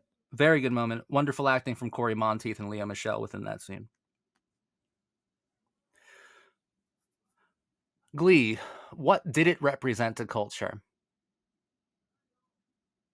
At its best, it's come to represent the worst things about culture during the 2010s, which was self-obsession, self-involvement. It does express inclusivity, but it expresses like an almost extremist amount of individuality, to the point where narcissism is the watchword. You know, it is a nice show in a sense that it really displays how important music is to the teenage experience. And like I've said before, these are teenagers on parallel narrative lines that not only intersect occasionally but harmonize with each other. Like the human experience is a musical one. Now, does Glee make very profound statements? No. And it didn't even make a lot of profound statements within the first season, but the first season, I think, is a very intelligent and fun show. This is the comedy forward show, but the comedy is proving to be a detriment to Ryan Murphy's composition. So many things are sacrificed for comedy and for camp.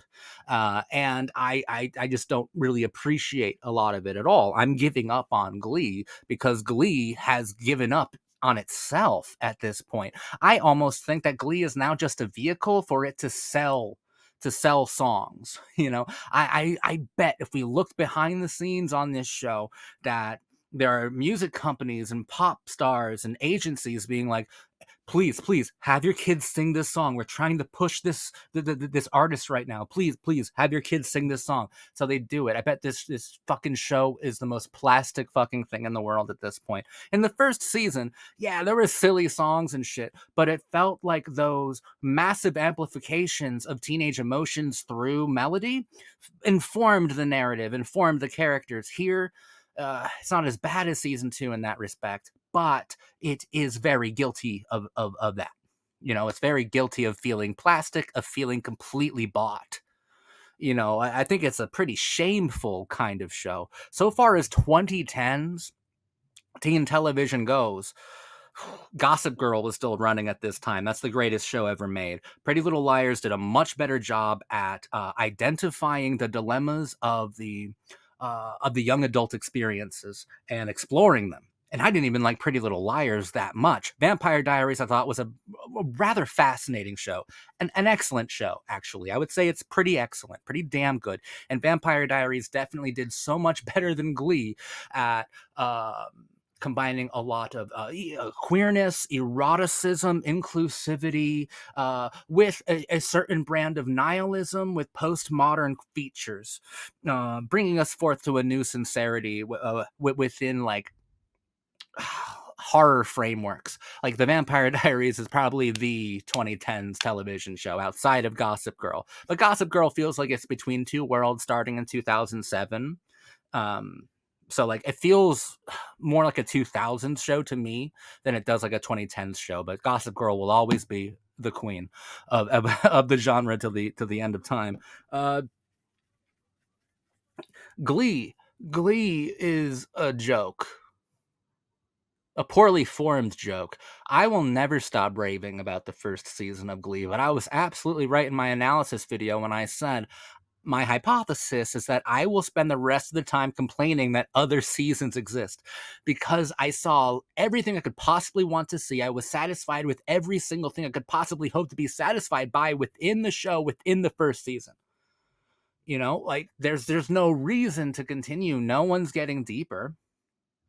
Blaine, I loved Blaine in season 2. Blaine, they completely made not special to me now since I see him all the fucking time. He's just whatever now. There's nothing to him. Darren Criss, still crazy likable. I still like Blaine, but there's nothing to analyze about him. In season 2, I have little to go on with the analysis there, but I'm left to believe that it was Ryan Murphy, either a gay teenage fantasy of his, or like providing some sort of wish fulfillment to lonely gay teens within the 2010s that, yeah, you can go to this amazing Dalton Academy with the teenage boy of your dreams right over there. I mean, right, the first song you sung in season 2 was Teenage Dream by Katy Perry. I mean, I think that's very obvious. So at least that's like a little bit informative. But by season 3, he goes to McKinley and it's just not special being around him anymore. The songs aren't special anymore. The structure, which was perfect in season 1. It was broken in season 2, and it's even more broken in season 3.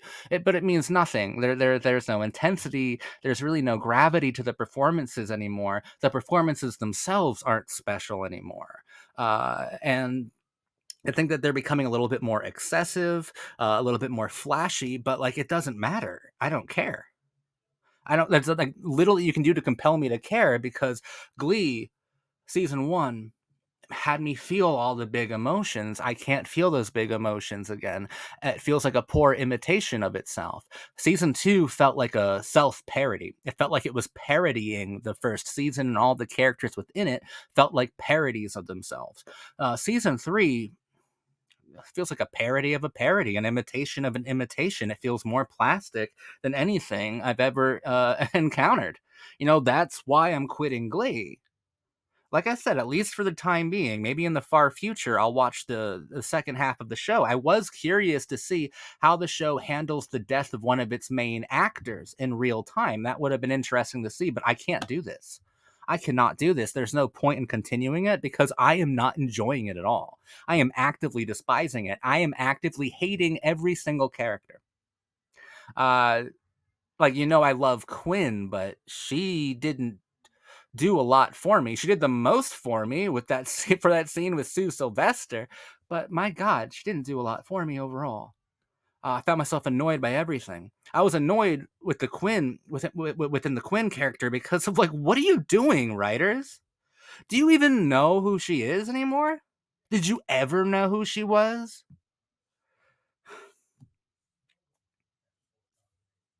Fuck, man. I didn't want to hate Glee. Teen dramas, teen soap operas, teen shows. Glee is representative of a kind of show that is unfairly maligned, unfairly criticized, unfairly marginalized, uh, unfairly written off. And I didn't want to be like that, but Glee is stupid and superficial. The only thing worth watching is the first season. When you're done with the first season, just stop watching. And don't worry, it won't be that hard because there's really nothing that compels you to continue after season one.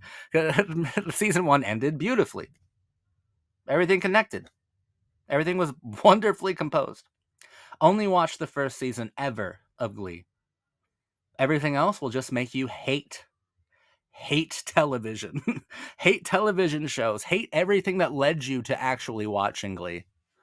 It's fucking bad. It's fucking stupid. It's fucking dumb, and it's the reason why so many people don't take shows like this seriously, because so many shows like this are so fucking unserious. I really did not like this season. I really didn't like last season.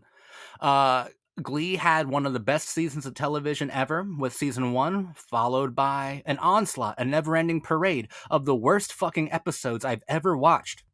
And I've watched a lot of shows. This is like, I'm close to 20 shows that I've covered season by season.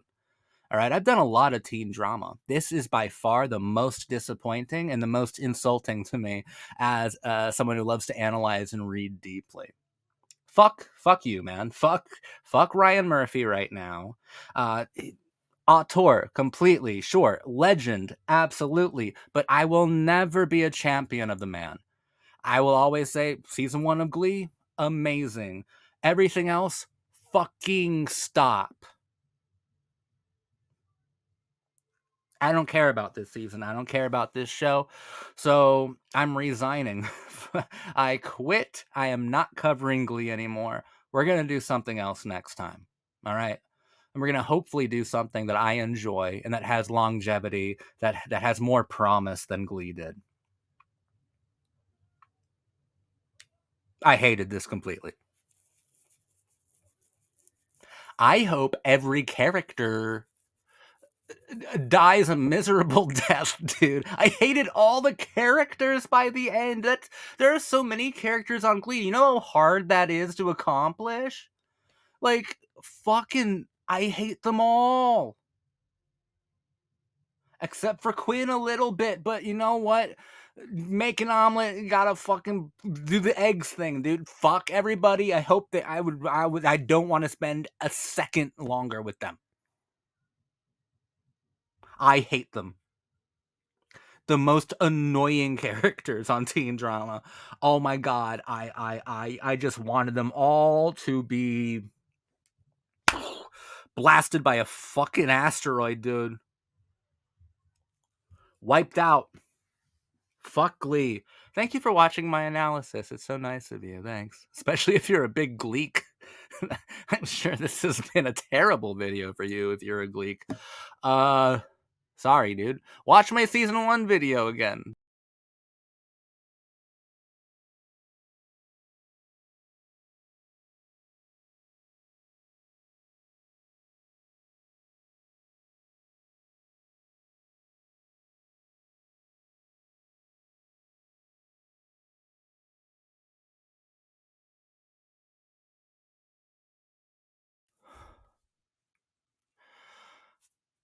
I told everyone that I was giving up on Glee. I really hated season 2 and 3. Season 1 I thought was a masterpiece, so I was like, I'm giving up. I told everyone I was giving up on analyzing Glee. And I'm happy, for some weird reason, that I continued to watch the first few episodes of season 4. I was just curious. Call it a morbid curiosity, but I put on the next couple episodes. And on episode 4, called The Breakup, written by Ryan Murphy himself, I got what I was waiting for, dude. Like, I'm so emotional. I watched the episode days ago. I wasn't gonna make this video. I was shattered, man. My entire spirit is shattered.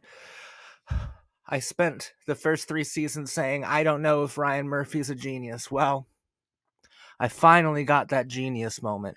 In season 4, episode 4, The Breakup, Darren Criss, who plays Blaine Anderson, visits New York City to meet with his boyfriend Kurt and plays Teenage Dream, the first song he ever sung on the show. And if Blaine symbolizes anything within Glee, he is wish fulfillment. He is a gay teenage fantasy. He's what every lonely, awkward, queer teenager wishes that they could find. He's the dream guy, the dream boyfriend for a whole generation of anxious queer teenagers. And the first song he ever sung was Teenage Dream by Katy Perry. And it was celebratory then. Kurt couldn't believe it, couldn't believe his eyes that this man, this fucking incredibly cute guy, seemed to just fall out of the sky, a gift from heaven. In season 4, we have a reprise. He sings Teenage Dream again on a piano in a bar to Kurt. And at first, Kurt's smiling, and as the song continues and progresses, it doesn't turn into a celebration of the teenage dream. It turns into a requiem for a teenage dream. So this is the symbol of wish fulfillment. This is the promise of the show. This is the dream of the show. This is the dream guy of the show. Singing a song about betrayal. Singing a song pleading, begging for some sort of forgiveness, just singing his heart out in shame and pity. This is the teenage dream itself defeated. Almost defeated by itself, defeated by the fact that Blaine Anderson became swallowed up whole by the teen drama framework or by Glee's incredibly stupid and superficial one. This is the time where Ryan Murphy is being completely like self-aware, and this is almost an apology for the promises that Glee made that Glee never followed through on. The broken promises of Glee as projected and amplified by Blaine Anderson. Of course, Glee works so well because teen dramas, teen soap operas are all about exaggerated emotions, and if you put a song over the exaggerated emotion and force them to sing it, you amplify that emotion. So this here is the amplification of the death of the teenage dream. And Darren Criss, this is like so brilliant. This is the most genius thing I've ever seen on the show. I'm happy for some stupid reason I continued to watch because this is it. This is the moment of brilliance. This is the most brilliant part of the entire show. And it's heartbreaking, man. It's kept me up at night because I'm like, I need to talk about this. It's kept me up at night because it's so heartbreaking and because it's so like relatable. I see that and I see him as like this TV queer idol, Blaine Anderson, this gay icon. And I remember myself being like really lonely and shit. And I remember how we all feel when we realize that we've been betrayed by notions of the teenage dream, by media, by pop culture, that we've been betrayed by wish fulfillment because it never fucking was fulfilled, that we've been betrayed by our own dreams, and most of these dreams that we have are given to us by network television. And of course, Blaine Anderson is that dream for so many people. And that song is him just saying sorry. And he knows, and by proxy, Ryan Murphy knows. And Ryan Murphy is sorry. He's not that exploitative, actually. He's got a deep and heavy conscience. And of course, this scene works so well as a breakup between Kurt and Blaine. It is so heartbreaking. Everything about it's perfect. It's a brilliant moment because it's the requiem for the teenage dream, and I pity the dream itself. I pity Blaine Anderson. I feel so fucking shattered. That's unreal. That's unreal, dude. I'm continuing Glee. I'm going to continue to analyze it because that's one of the most brilliant things I've ever seen in my entire life. Talk about deconstructing. Talk about a show re-examining itself and finding itself guilty in such a sad and heartbreaking way. Darren Criss, a legend. What a legend. Blaine Anderson, a requiem for a teenage dream.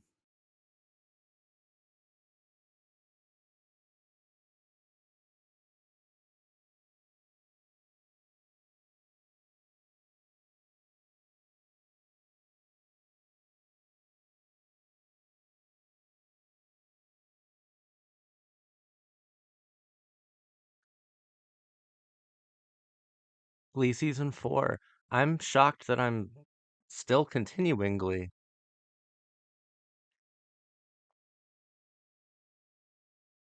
Glee is a difficult show. It's it's it's hard, man. It's it's yeah, it's difficult. I announced in my season 3 analysis video that I was quitting. The reason why I didn't quit is in my most recent video, the scene that made me rethink Glee. Go watch that if you're confused as to why I did another season of Glee. It was for a very good reason, because in season 4, in the beginning of season 4, I got the most genius moment of the entire show. I'm not going to go into it very much here. That's what that other video, the scene that made me rethink Glee, that's what that entire video is about. But to be as quick as possible with it, it's a scene where Blaine, the teenage dream of the show, the symbol of queer wish fulfillment for a bunch of lonely young gay kids, goes to New York City to visit his boyfriend Kurt, and he had cheated on him. A breakup is imminent, and he reprises the first song he ever sung on the show, Teenage Dream. And I thought through that episode, which was written by Ryan Murphy himself. Um, the symbol of the teenage dream, Blaine Anderson, is no longer celebrating the teenage dream, celebrating wish fulfillment through his song. It has become a requiem for a teenage dream, kind of demonstrating how Blaine was swallowed up by the superficiality of the show itself, how dreams don't come true, how the teenage dream betrayed the wish that birthed it. He had betrayed Kurt and had lost his ineffable quality. It was so fucking sad and gorgeous. It was genius. It was genius. It's a case where the show is making reference to himself. You could possibly even say investigating itself, re examining itself, revisiting itself, but not returning to itself. Like that's a huge thing. It's almost like you can never go home again while constantly reminding us of home. Teenage Dream is like a perfect example of that, the reprise of it. Which, yes, that's my favorite song in this whole season. It might be my favorite musical scene in the entire show. And think about that scene. It is so simple. It's not this weird, excessive, campy Glee stuff.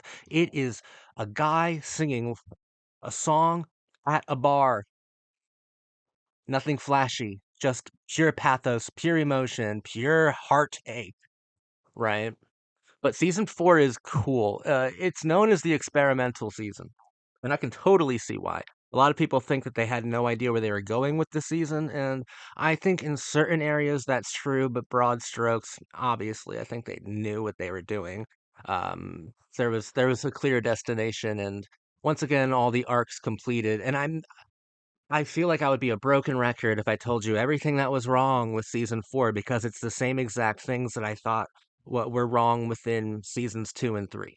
You know, the arc of the first season led us to a place where all of our misfits felt safe and satisfied, complete. They felt like champions at the end of the first season. And all these extra seasons are getting to that same exact spot that the first season ended on, just with extra steps. It's pointless to me, for the most part. And season 4 has a lot of that, but the experimental qualities are refreshing. Most of them misfire. Most of them do not land. A lot of these experimentations crash and burn, but there's something really cool about them at the same time. Before I get into it, I have to say this. I felt so fucking bad tearing into seasons 2 and 3. And I felt even worse when I got a few comments from big bleaks as you're called. Big diehard Glee fans who are like, man, gotta disagree with you, and like it sucks. I wish you'd like it. Why aren't you liking it? And you'd leave me like really cool, incredibly well thought out uh responses, rebuttals to my criticisms. And this is a show that like really has affected a lot of people. I think a show that gave a lot of people strength and optimism in the more dark places that the high school experience in real life can take a lot of young people, right? Like I get that. I get that so much, and I felt so bad tearing into seasons 2 and 3, but I couldn't lie at the same time, and the quality just was not there at all. I felt so bad because I cover shows that a lot of people make fun of, but I think that they're Shakespearean. I think that they are the greatest works of art ever, belong in the museum of fine art, right? Like I think that they should be studied and worshiped and gawked over, gawked at, stared at forever. Stuff like Dawson's Creek and My So-Called Life, Gossip Girl being my favorite work of art ever made. Pretty Little Liars, One Tree Hill, Veronica Mars and Gilmore Girls, Beverly Hills 90210. The list goes on and on and on. I love them. I love this style of art. And most people have nothing nice to say about teen television. And Glee, there are 1,000 videos telling you why Glee sucks. There aren't enough telling you why it's actually great. Sadly, because maybe Glee isn't actually great, but I still felt really bad about just piling on. A Gleek doesn't need another YouTuber to try to make fun of the show. They got plenty of that. They need someone to offer some unique insight, to try to look into it in a new and different way. And I'm really trying to provide that. Like I feel bad that the Gleeks don't necessarily have that from me, whereas the Vampire Diaries people do, whereas the Dawson's Creek people do. The Your Cult Boyfriend treatment. Do I sound egocentric? I'm not. I'm not. But like the Your Cult Boyfriend treatment is kind of like reappraising, re-examining these shows and kind of finding the poetry that's always existed within them and highlighting it, spotlighting it. And Glee, I don't think I've treated it unfairly. Watch my first season video. I think it's a masterpiece of a season. Season 2 and 3, I thought were shamefully bad. But I get it, and I'm sorry, Gleeks. I really just wanted to say that. But just like how I re-examine these shows, and how you re-examine these shows too, or you join me in re-examining these shows, and we have like a fun back and forth about it.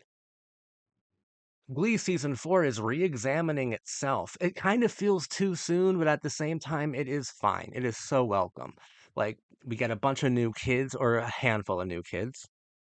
We get a handful of new kids. I don't think any of them are likable except for Kitty. Becca Tobin. Wow, thank you for being funny and cool this season. You were a highlight. That was really cool. And the best part about it is each of these kids are like cast by the members of the Glee Club to kind of be the new versions of the Glee kids who left in the previous season. So like they're looking for the new Rachel Berry. Kitty, Becca Tobin is the new Quinn. Puck's brother, his little brother is obviously Puck. Like and Ryder is Finn. Like they're casting new people into old roles. But the fun thing is with Glee, and this is a cool postmodern quality of the show, they don't fit into that limited archetype that they were cast into. Like the new Rachel Berry is very different from Rachel Berry and doesn't have the same goals and aspirations, wants and desires of Rachel Berry. I think one of the coolest parts, maybe, fuck it, I just have a huge crush on Quinn or Diana Agron. And I love the Thanksgiving episode where Kitty kind of brings this postmodern layer of the show to the forefront of it, being like so enamored with Quinn, and I think Quinn's like mentoring her through that episode. And of course, like Kitty is Quinn in the first 5 or 6 episodes of the first season of Glee, so she's like a bully and a mean girl. And you see like the new archetype, the new version of the archetype interact with the old version of the archetype, and you see the differences within sincerity. You see the varying degree of severity when it comes to bullying, like from both of them, and like the aggressive qualities of both of them, and like the same is for everybody in that episode who shadows somebody. It's really cool. You don't really get that kind of postmodern layer to a show. And it's like that's where the experimentation I think worked in season four, where the new versions of the old archetypes interact with the old archetypes themselves. And once again, you get the feeling of you can never go home again. Like Quinn's feels and acts, they all of the ones who graduated, like miraculously, I don't know how, they just feel so much older than they did in season three. Like the characters do feel so much older. It's wild. And it just reminds you that you can't have the past again, no matter how much you recast it or reshape it or redo it. You know, you can't have it. And even the structure of season four itself speaks to that, I think, overall theme of the show, because the structure is it's a better structure than seasons 2 and 3 actually, because we it's only two competitions. We go to we go to sectionals, and then we go to regionals. But like we have a little fake out, where they lose sectionals. Of course, they find out the Warblers were cheating, so they get to go to regionals and end up winning regionals. But even this, right? Like, it's not as rewarding as before, but deliberately, like, this isn't a mistake of the show. The fact that they won sectionals by a technicality is even speaking to the idea of like celebration doesn't feel the same as it used to. You can never go home again. The structure of the show itself makes the appearance as if it's trying to conform to the very first season, because that's the only other season where we only had sectionals and then regionals. But it feels so remarkably different. And it does feel lesser than, but once again, maybe that's not a mistake either, because Glee, being a jukebox musical, knew it was derivative when it started. And now season four, almost kind of trying to remake and recreate the elements of the first three seasons, is derivative of itself. So this derivative is a derivative of a derivative. Like that, okay, now we're getting into a really cool postmodern investigation. This does not mean the season is good. The tonal inconsistencies are still jarring, are still kind of cruel and shameful. It's like a lot of it is so poorly handled. And the cringe, I can't defend it. I haven't been able to defend it for the last two seasons. It is cringe. It's not camp anymore. This is pure fucking cringe. And we're also getting this ugly sort of talentless, hacky, politically woke writing. I hate using the word woke. Okay, I think it's fucking stupid. I think it's a dog whistle for idiots, for hateful people to kind of pile onto a show and hate it for no reason other than either secretive bigotry or open bigotry, but woke stuff, like, it does exist. And I think that what woke means is an unnatural or alien feeling appeal to the political compass, to politics, and specifically to an annoyingly and corporate liberal kind of politics. So, like, I think it's lovely that Blaine wants to marry Kurt. That's really cool. Love it. Love that. What I don't like is like the lesbian woman who sells it to him and says some bullshit out of nowhere, like, well, the Supreme Court's about to decide that we're just as awesome as everybody else. Like, because people talk like that. Fuck you, dude. Glee's gonna make me homophobic. Whoa, wait. Kurt is like the most annoying person ever. Blaine, thank God for you, homie. Blaine, you are my dream. Still, I think Blaine is much better than he's been in the last two seasons. Blaine is very funny. Blaine is still incredibly likable. Darren Criss has an amazing amount of likability. He's extremely handsome. Like, he's a cute guy, obviously. He's the teenage dream of the television show. But even more than that, he is investigating himself through this entire season. The teenage dream, the kid who wanted that dream to come true. The kid who originally wished upon a queer star is gone, broke up with him, doesn't want the dream in his life anymore. Now the dream has to have agency and autonomy and figure out his own reason without the kid who dreamed him into existence. Right? Like, that's amazing. And you want to talk about queer insight? That's perfect. Save the woke bullshit. Tell me more about the wish fulfillment and like the devastation of the failed dreams of lonely queer kids. That's unique insight. When I say I want unique insight from queer characters, I mean poetry. I don't mean I want this corporate fucking television show to preach to me about gay rights. I don't want queer people to be co opted by corporatized liberalism, which is what Glee is. Like, let's not defend. The problem with woke shit is that it's so fake because it's so capitalist. That's the problem with it. And I'm sounding like I didn't want to go here very much. I'm just trying to defend it. I know that if you're watching right now, you're like, oh no, no, I thought he wasn't like this. I thought he wasn't like anti woke. And I'm not anti woke. I don't give a fuck. It's just that it seems gross and it seems unnatural, right? And there are really cool experimentations within season 4 of Glee, especially when it comes to investigating and examining queerness. Santana, Brittany, and even Quinn have like interesting investigations of queerness this season. You know, from the lesbian end of the spectrum. What annoys me about it is the unnatural preachiness of it because it feels empty. Those are so fucking empty, dude. Diversity is important, right? And Glee, I think, meant a lot to people because of the inclusivity, because of the diversity. But, and I would say that, at least in the first season, the characters amounted to, I think, more than stereotypes. People say that they were limited in that season and they got fuller in the others. No, they just became more colorfully, more flamboyantly, more obviously stereotypical in the other seasons. In the first seasons, I thought they were kids who were stereotypes, who through the course of that season learned how to kind of relate to others completely outside of their worldview and kind of go against stereotypical norms.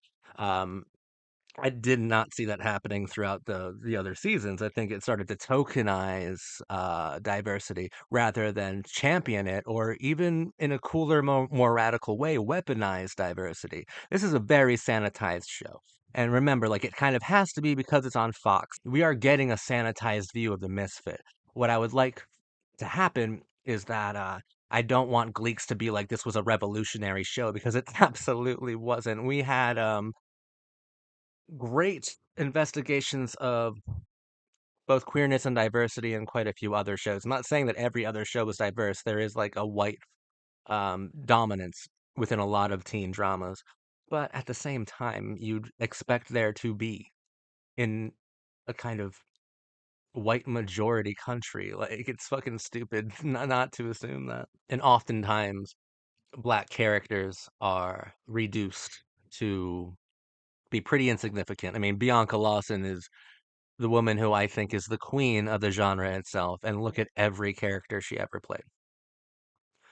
The genre did not respect her at all, and a huge part of it certainly has to do with race. Glee, diversity is important, but I feel like a fucking moron, right? Like, you should feel moronic if your defense of Glee being a good show is that it's diverse. Like, that's not a good argument. The company that's dumping a bunch of fucking toxic chemicals into the lake. Is that a good company because it's a diverse and inclusive one? No. It's still being a toxic ass company, bro. Like, I feel like I'm talking to a toddler right now. And you guys are making me feel like a conservative because fuck that argument though. So many things I think did not work. There's like a quasi school shooting episode, which I think was miserably handled, terribly done. So fucking bad. Like, so shockingly bad, overwrought, contrived, and dumb that, that I really don't want to go into it. What I would have done different for their school shooting episode is no music. Why wasn't that the no-brainer? They have an Elton John song right before the fucking shooting, dude, and they close with I think a John Mayer song. There should not be any songs in that episode. Imagine how powerful that would have been. It would have felt more intense. It would have felt like a lot more real. There should have been no music. That would have made a massive statement. The lack of musicality, the silence would have been deafening. I don't know why the fuck they didn't do that. That's like, and that's the obvious thing that you should have done in that episode.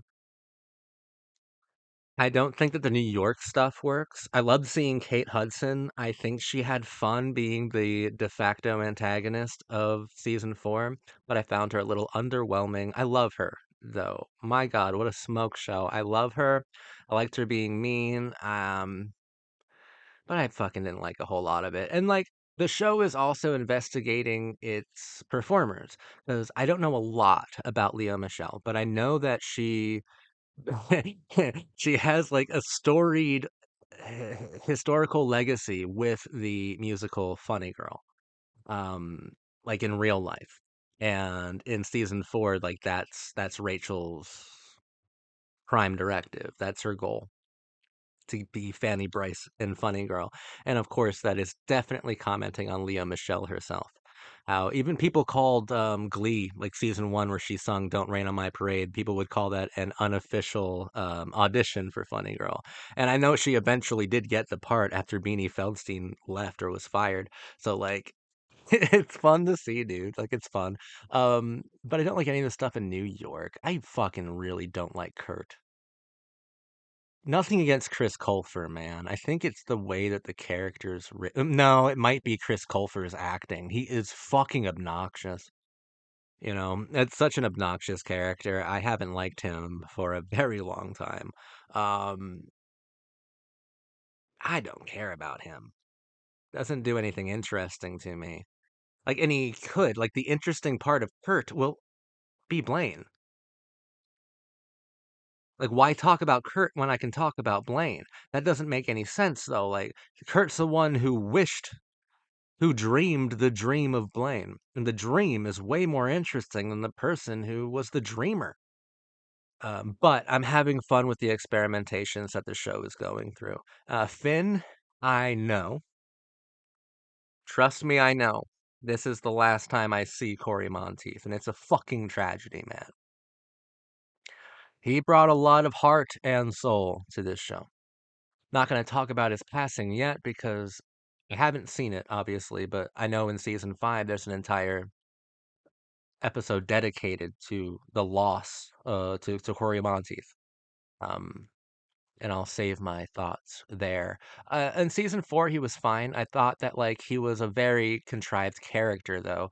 Like the way that they kept roping all these kids back to McKinley.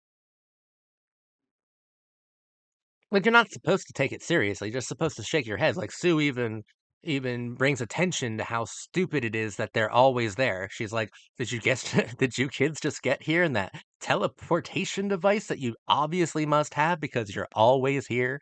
You know, like it's fucking annoying, dude. Even Finn is like another case of the show re-examining itself. So like Ryder, who is the most annoying character on the show now, I wish he would just disappear entirely. I hate Ryder. Like Ryder is cast as the new Finn, but we get an extra step with this scenario, whereas Finn is cast as the new Mr. Schuster. And just like Ryder, um, fails in a lot of different ways to live up to the archetypal design of Finn Hudson, Finn absolutely fails to operate well within the narrative dimensions of Will Schuester.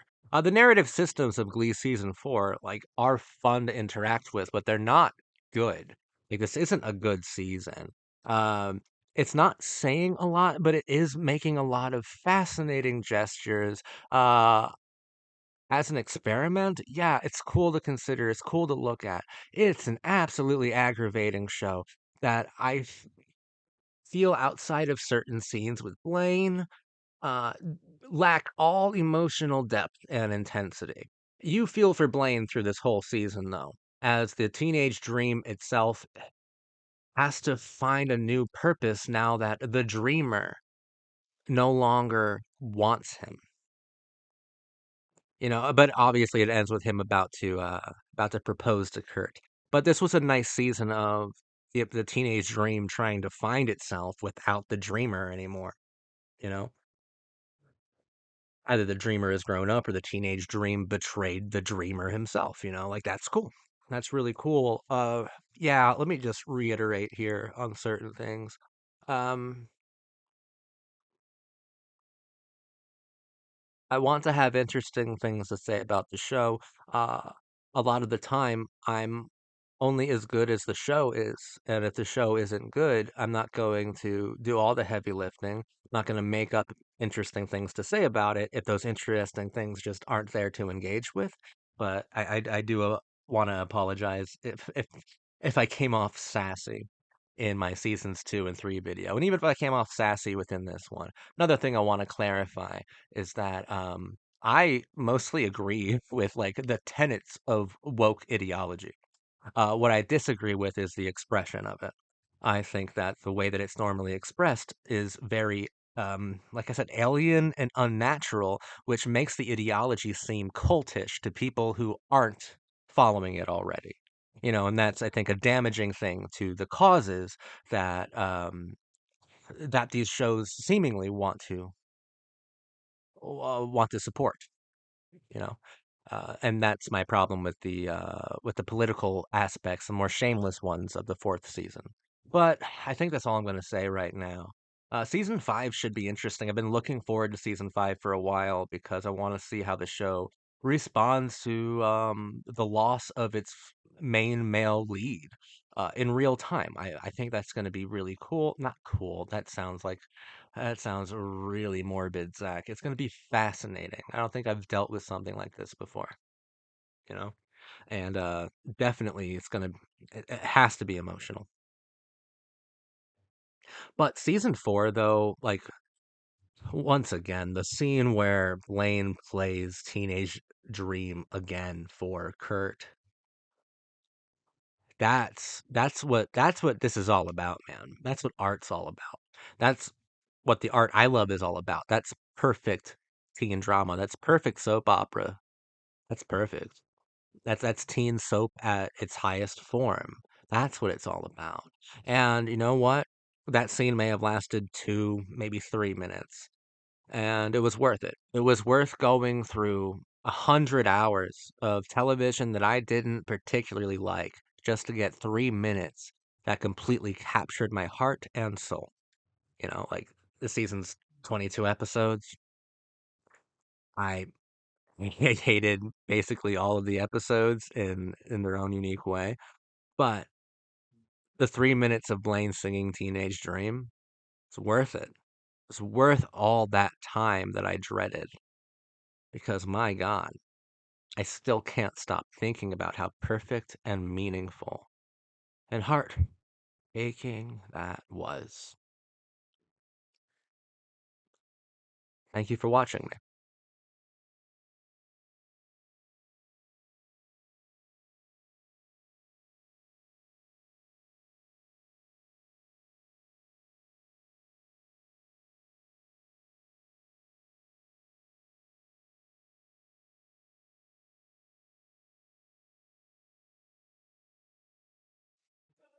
We are testing 1, 2, testing 1, 2, Glee season 5. I'm your cult boyfriend talking about Glee season 5. I'm looking forward to Glee season 5 because I was really curious to see how a teen drama or teen television show reacts in real time to the death of its male lead. Season 5, so many problems with season 5. But episode 3, The Quarterback, the Finn Corey Monteith tribute episode, I thought was good. I thought it was good. You get a lot of life imitating art, imitating life. You get a lot of emotions.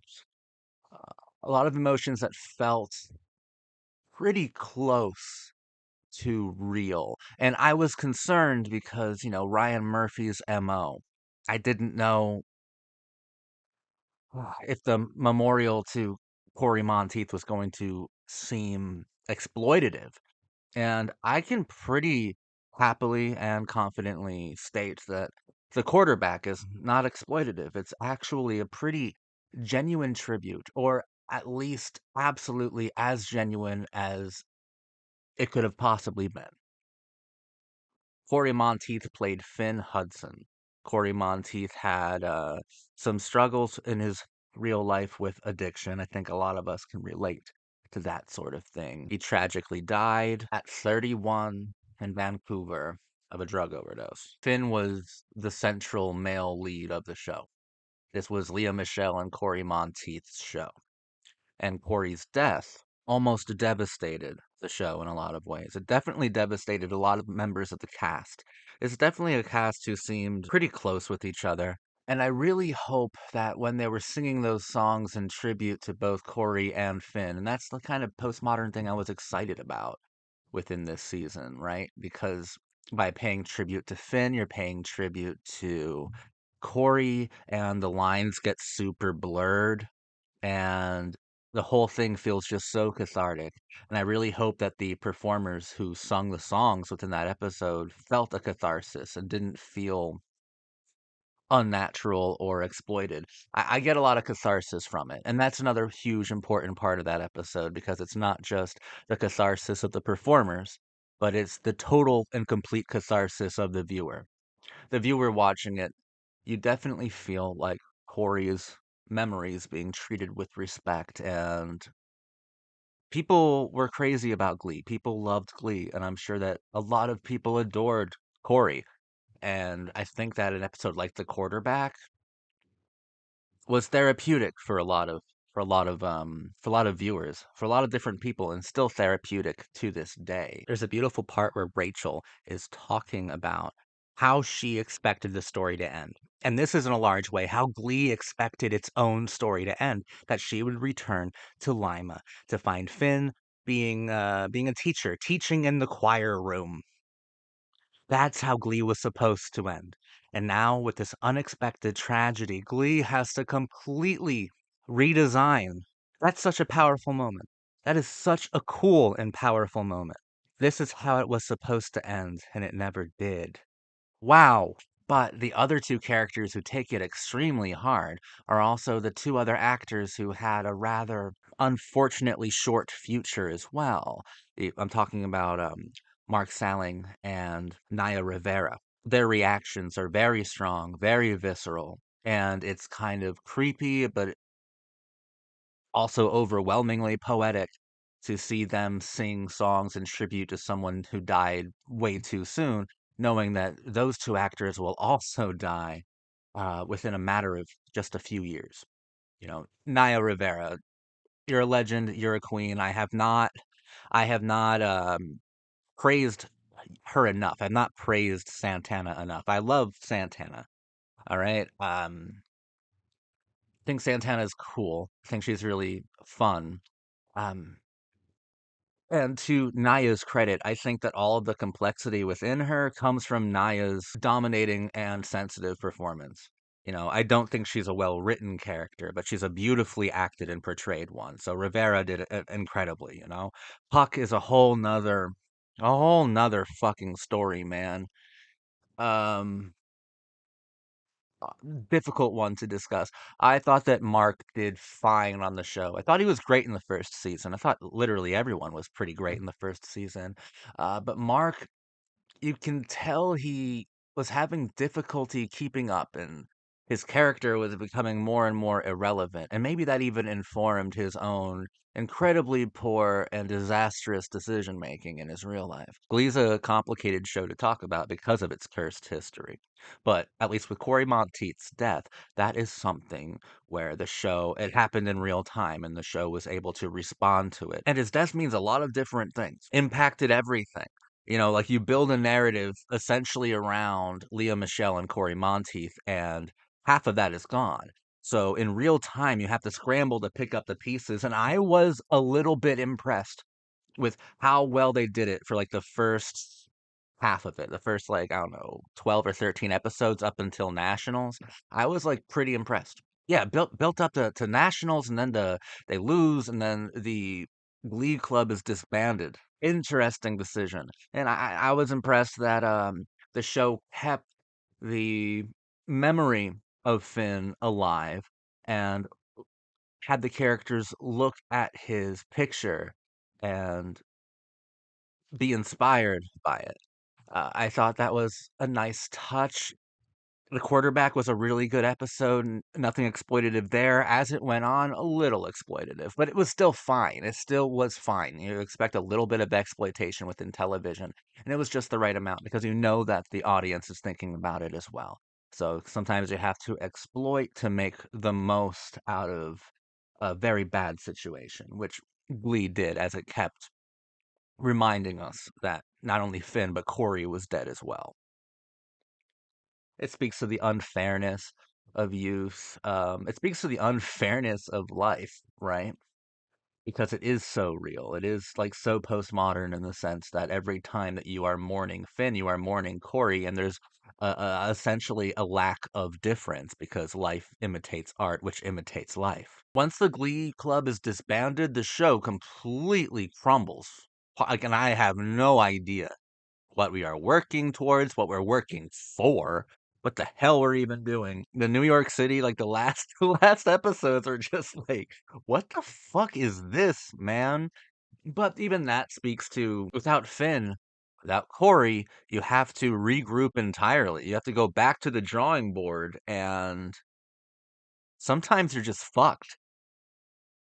If season 4 was the experimental season, season 5 is the, well, fuck.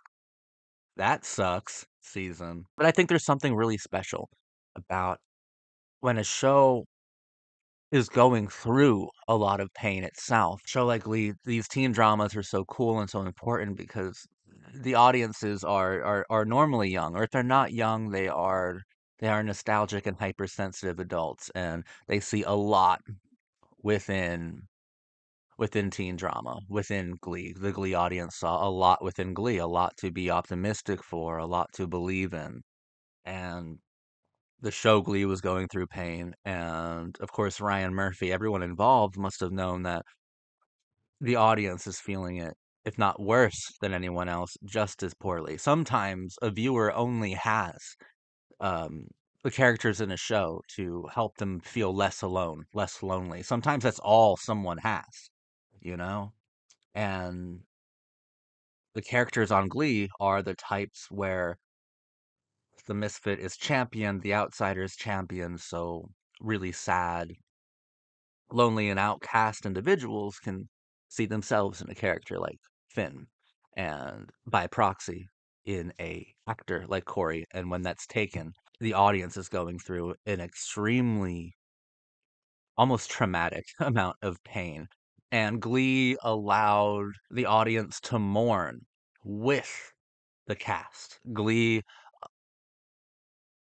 provided a stage for not only the cast members, the writers, everyone involved with the show itself, but also the audience to share that stage of sadness. And Glee, being the optimistic show that it always was, always tried to be, turns that stage of misery into a stage of celebration. Really, like, if you go from the quarterback episode up to the nationals competition, like, we are going through something really cool, and it kind of shows how caring Ryan Murphy is, which goes against, like, the image that most of us have in our heads of him as being this exploitative and superficial kind of showrunner. He's actually a intensely careful and caring one because, like, he nurtures the audience and brings them to a place of healing throughout this season. And if we're being extremely charitable to Ryan Murphy, he's doing the exact same thing for the cast, helping them, helping everyone around him hopefully learn to live with and through the trauma of losing someone who was so important to everybody. Like, the first half of season 5, I still think is not great, but it does a lot of helpful things. And I'm someone who, like, I don't necessarily care if I love something or not. I care if it's doing something interesting to watch. And Glee season 5, the first half, absolutely did. Finn's death is honestly the only thing worth analyzing this season. That's almost okay because it's definitely captivating enough on its own. Um, you got Rachel opening up on Broadway. You have Kurt still being an obnoxious fucking tool. You still have Blaine being the best fucking guy on the whole show. Best boy is Blaine. I love Blaine. He's still great. You get a lot more Mercedes this season than you got in season 4. I miss Quinn so much because I'm literally in love with her. Not enough Quinn. Quinn wasn't in the quarterback episode. It was a noticeable absence. I'm sure there was a scheduling conflict, but it was a noticeable absence. But she came back for the 100th episode, which was also interesting on its own. You get a handful of interesting episodes. In the 100th episode, they do reprises. They return to old songs and play them again with either a new meaning attached or an additional mature meaning applied to the original naive meaning, which kind of gives Glee a sense of growth or maturity, which is very cool. And Quinn was very good in that episode. She was excellent there. I don't really mind her and Puck. It's fine. Makes sense in a lot of different ways, so I don't really mind that. I just miss getting to be around her so much. I wish that she was in it a lot more. I love her. That's my favorite Glee character is Quinn. Diana Agron was always like really, really captivating. She had me wrapped around her finger, but that first season, the most transformative character. Like, I love Quinn so much. Season 1 just gave me enough to be obsessed up until this very day, 100 episodes in. So Quinn was great. Yeah, Puck was interesting, especially in the quarterback episode.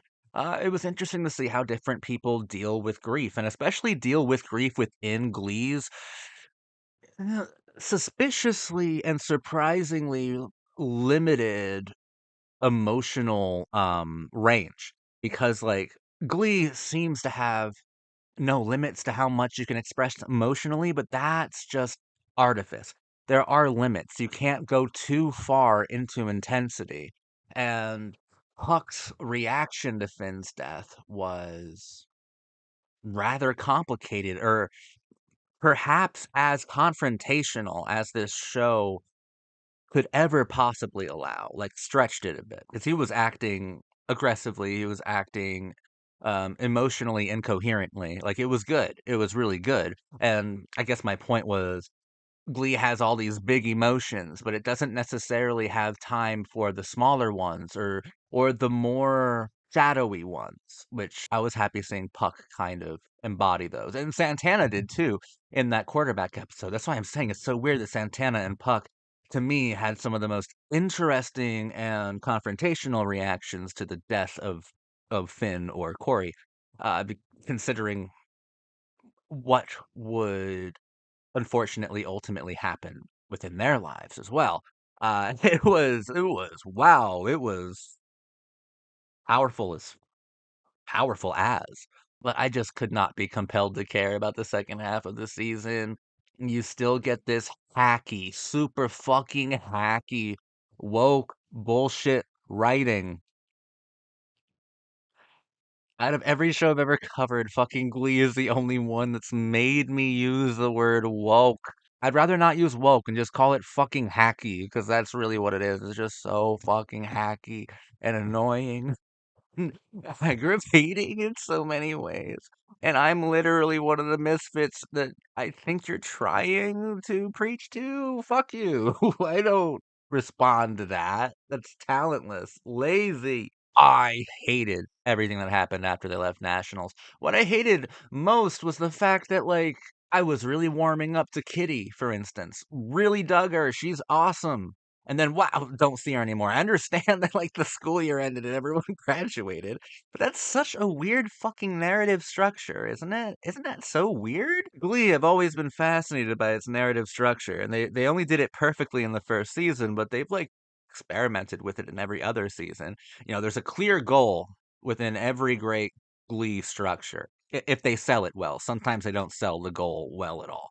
But like in the first season, you work towards sectionals, then you work towards regionals. You work towards sectionals for the beginning, take a little break, then you come back and you work towards regionals to the climax. And it's like, wow, this is so well designed. And then in this season, since they already won regionals at the end of four, now they spend the first half working towards nationals, and that's a clear goal. I know where they're headed. And then the second half, what? Sorry. And then don't tell me that's deliberate and like that's the young adult experience of not having a clear goal in life. Glee is not the show for this kind of nuance. They're not thinking about that. People might accuse season four of not knowing where it was going. No, season five, the second half, what was that? What was the goal? What were we working towards? What the fuck were we doing? It was so anticlimactic in every sort of way, and almost anti-romantic, anti-dramatic. I was just sitting there watching colors and shapes and sounds. There was nothing about me that was involved with the second half of season five. It's a bad season, but, but it's one of the most fascinating bad seasons ever because of this therapeutic quality to the way that Glee handled the death of Finn Hudson. And I want to just talk about the therapeutic quality of television for a while. I'm not a fucking psychologist. In my critic opinion, I think that television is underrated insofar as being incredibly therapeutic because I think that a part of what brings order to a disordered mind is order itself, is formula. And when you watch a certain comfort show, when you watch a show, even for the first time, you start to learn its structure, you start to learn its formula and anticipate the beats, anticipate the different turns within the narrative that fit along with the formula. And that provides order to a disordered mind. And I also feel that within television as well. Being able to watch the characters grow in real time is extremely beneficial to the viewer as an active member within the drama itself when it is televised. And that probably speaks to teen drama more than any other genre because in teen drama, you get to watch these characters literally come of age. It's a coming of age television show where you, along with the characters, come of age in actual real time. And that is absolutely therapeutic and soothing and soul craving. It's so nice. And of course, in a show like Glee, similar to a lot of teen dramas, there is a fair amount of wish fulfillment within them. No one has a life that is 100% perfect. We all have a fantasy. We all have a teenage dream, right? We all wish for something. And for so many of us, we'll never have that. So many people spend their entire lives lonely and alone. And it is through vicarious is almost too flimsy of a word to use. I'm talking about intensely, intimately connecting with a character on the screen. Like that's how we live out some of the bigger emotions that our lives lack. And with a show like Glee that is only almost exclusively focused, sorry for getting tongue tied, on the big emotions, uh, I think that it holds a very special and therapeutic place for the viewer.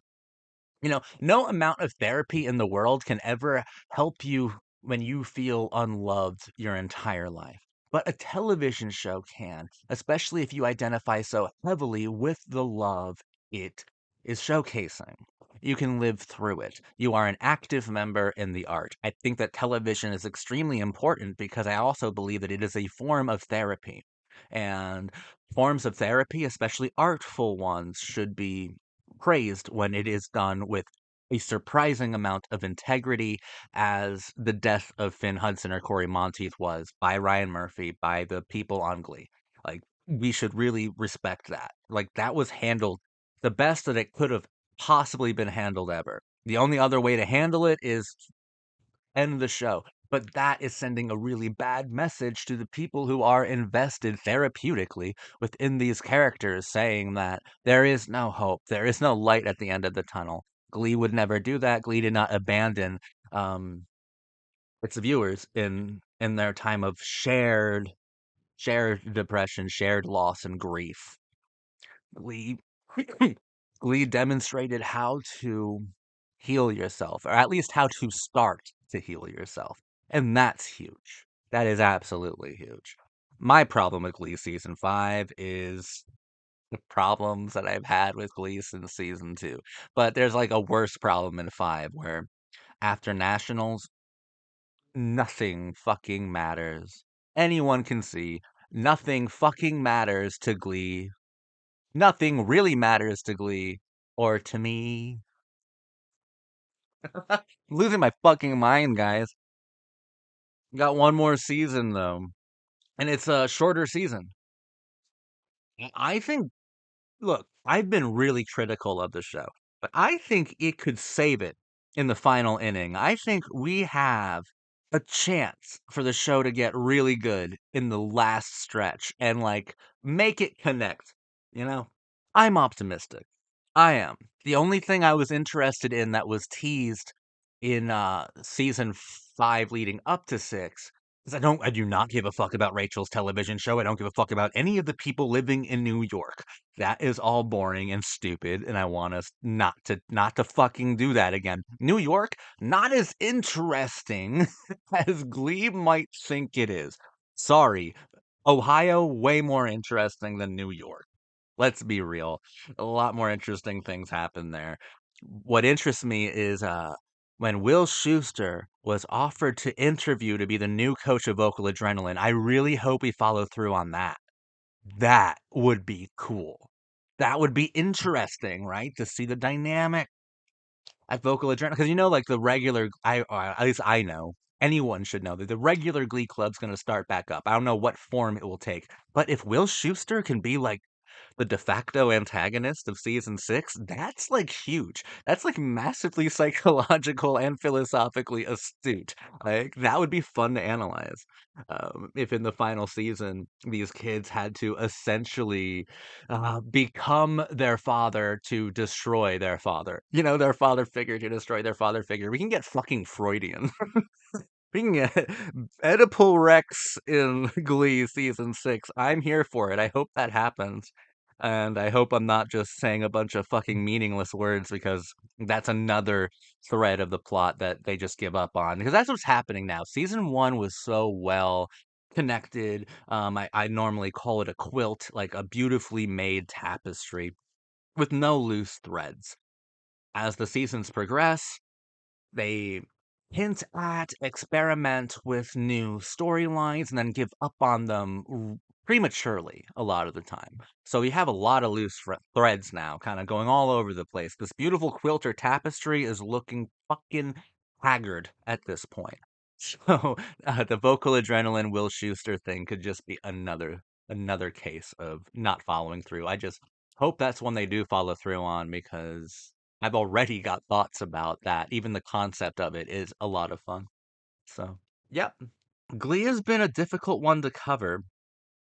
It represented a lot to people growing up, I make fun of the hacky. writing, like the hacky fucking preachiness of the writing sometimes, how unnatural and cultish it feels. But I'm sure it also did provide a lot of closeted or confused kids with ways to identify who they were, what they were all about, and what they loved. I'm sure that that was a thing.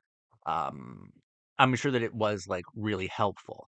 But I'm not over the fact that Glee is also symbolic, emblematic of some of the worst aspects of the 2010s. The 2010s were a highly narcissistic and self-absorbed era. And Glee might be the most guilty of perpetuating this because there's not a lot of irony within their displays of individualism verging on sociopathic narcissism. Like it champions that. A show like Pretty Little Liars and The Vampire Diaries, it at least acknowledges the fact that that's bad, that's sorrowful, that that's not good.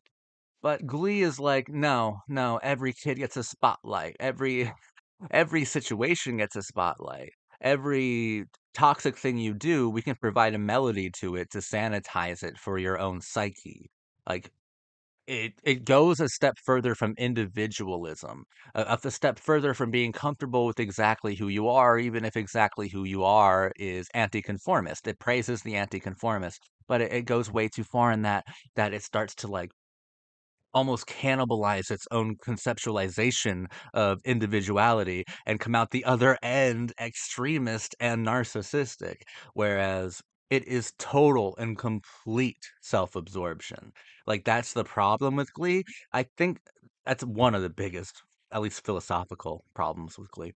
I think that it really caught on fire in the 2010s. It was such a huge deal because it unknowingly was speaking to a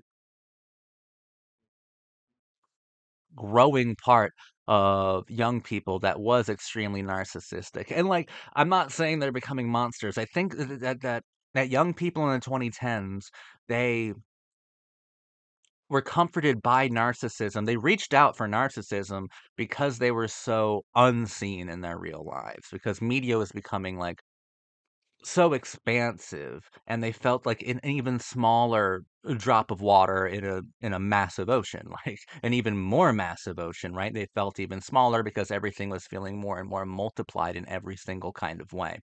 When I say that young people in the 2010s were extremely narcissistic, they were radicalized into being so by how psychotic media consumption and human behavior, everything about human behavior, politics, politics, romance, familial,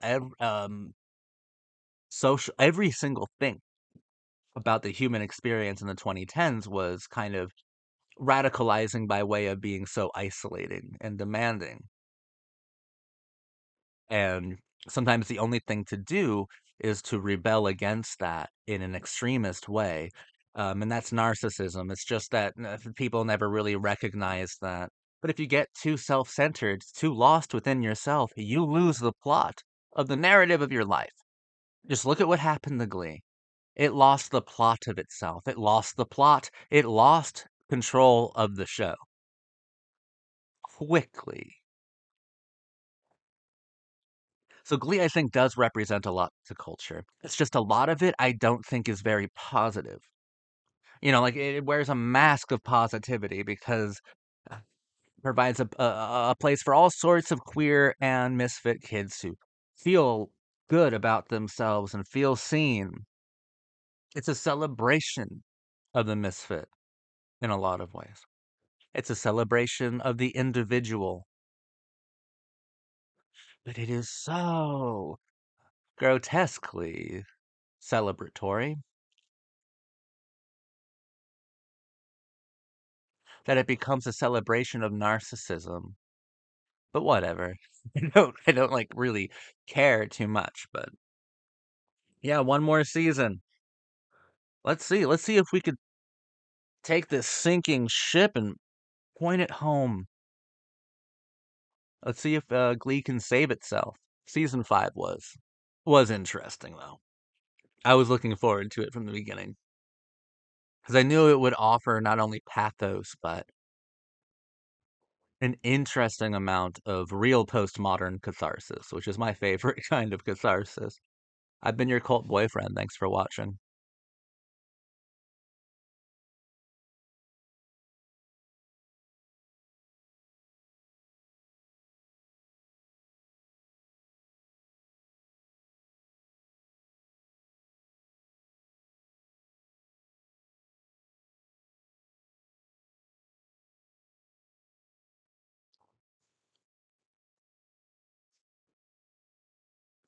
And if I didn't know all the words to Don't Stop Believin', I definitely fucking do now after hearing it like seven. It's been a very long journey with Glee.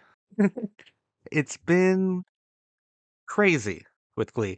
I I quit Glee in the middle. I said fuck that. And then it drew me back in. I got so fed up with Glee that I just fucking threw in the towel. I tapped out. But my God, something about it made me watch more. And then I did get a moment of genius in season 4, and I was hooked again. Glee has been one of the more tumultuous, chaotic journeys that I've had on a project where I analyze a television show. It's been crazy. It's been insane. Like imagine my mind, right? I like to try to inhabit these shows that I'm analyzing. Glee is a very fucking weird headspace to maintain for so long. So absolutely. I try to fully understand like the philosophy of every show that I do. And so like I make, um when I was doing One Tree Hill, I had, Spotify playlists dedicated to moods and attitudes and even like songs from the show itself, and like I like to keep in that headspace so that I can make like my analysis better or something, or at least make my engagement with this show uh more intimate. And also I would try to incorporate some of the show's philosophy into my own life, and that that makes me kind of a bastard when I do certain shows and an angel when I do other ones. Glee has made me fucking weird. Oh my God, dude. It's over though. We're done. This is the end of Glee, the end of the road. I haven't liked a single season since season 1. And the question is, did I like season 6? And the answer is no, I did not. But there were times where I was like, oh, this is cool. This is fun to do. This is really fun. Um, but most of the time I was really disappointed with how it concluded. Um, in the few moments where the comedy and the drama worked together, actually harmonized together. The show was fun. The show was good. Um, but most of the time, it's weird because it's about the lyricism or the musicality of the teenage experience. Yet comedy and drama have never really been harmonizing, except for within the first season. At other times and every other season, comedy and drama are kind of like competing soloists who refuse to duet and just try to sing over each other. Is kind of the best way I can put the tonal lunacy and inconsistency that is what Glee is comprised of mostly. I really liked the idea behind Rachel coaching the New Directions and Will coaching Vocal Adrenaline and Blaine coaching the Warblers. I was like, oh, cool. This is fun. This is good. They messed that all up like rather quickly, right? The Warblers, Dalton Academy burns to the ground, so the Warblers are consolidated and incorporated within New Directions. And Will Schuester eventually quits being the coach of Vocal Adrenaline and then kind of minimizes Rachel's role as the head coach of New Directions in a pretty big way that I thought was insulting to what I thought was going to be a cool premise. I like the idea of Rachel versus Will. I like the idea of the student versus the teacher. I like the idea of the child versus the parental figure. That could have been really fun, but we didn't really do anything there. And we just made Vocal Adrenaline's cartoonish goons. Sue Sylvester is the most annoying character this season. I refuse to talk about anything she did because it was so fucking dumb and insulting and aggravating, honestly. Jane Lynch, overall, like throughout Glee, I've always thought Jane Lynch was an extremely good comedic performer. I first started to really like her in those. My first exposure to her, I'm pretty sure, was within the Christopher Guest kind of improv comedy films like Best in Show and A Mighty Wind. She's so great.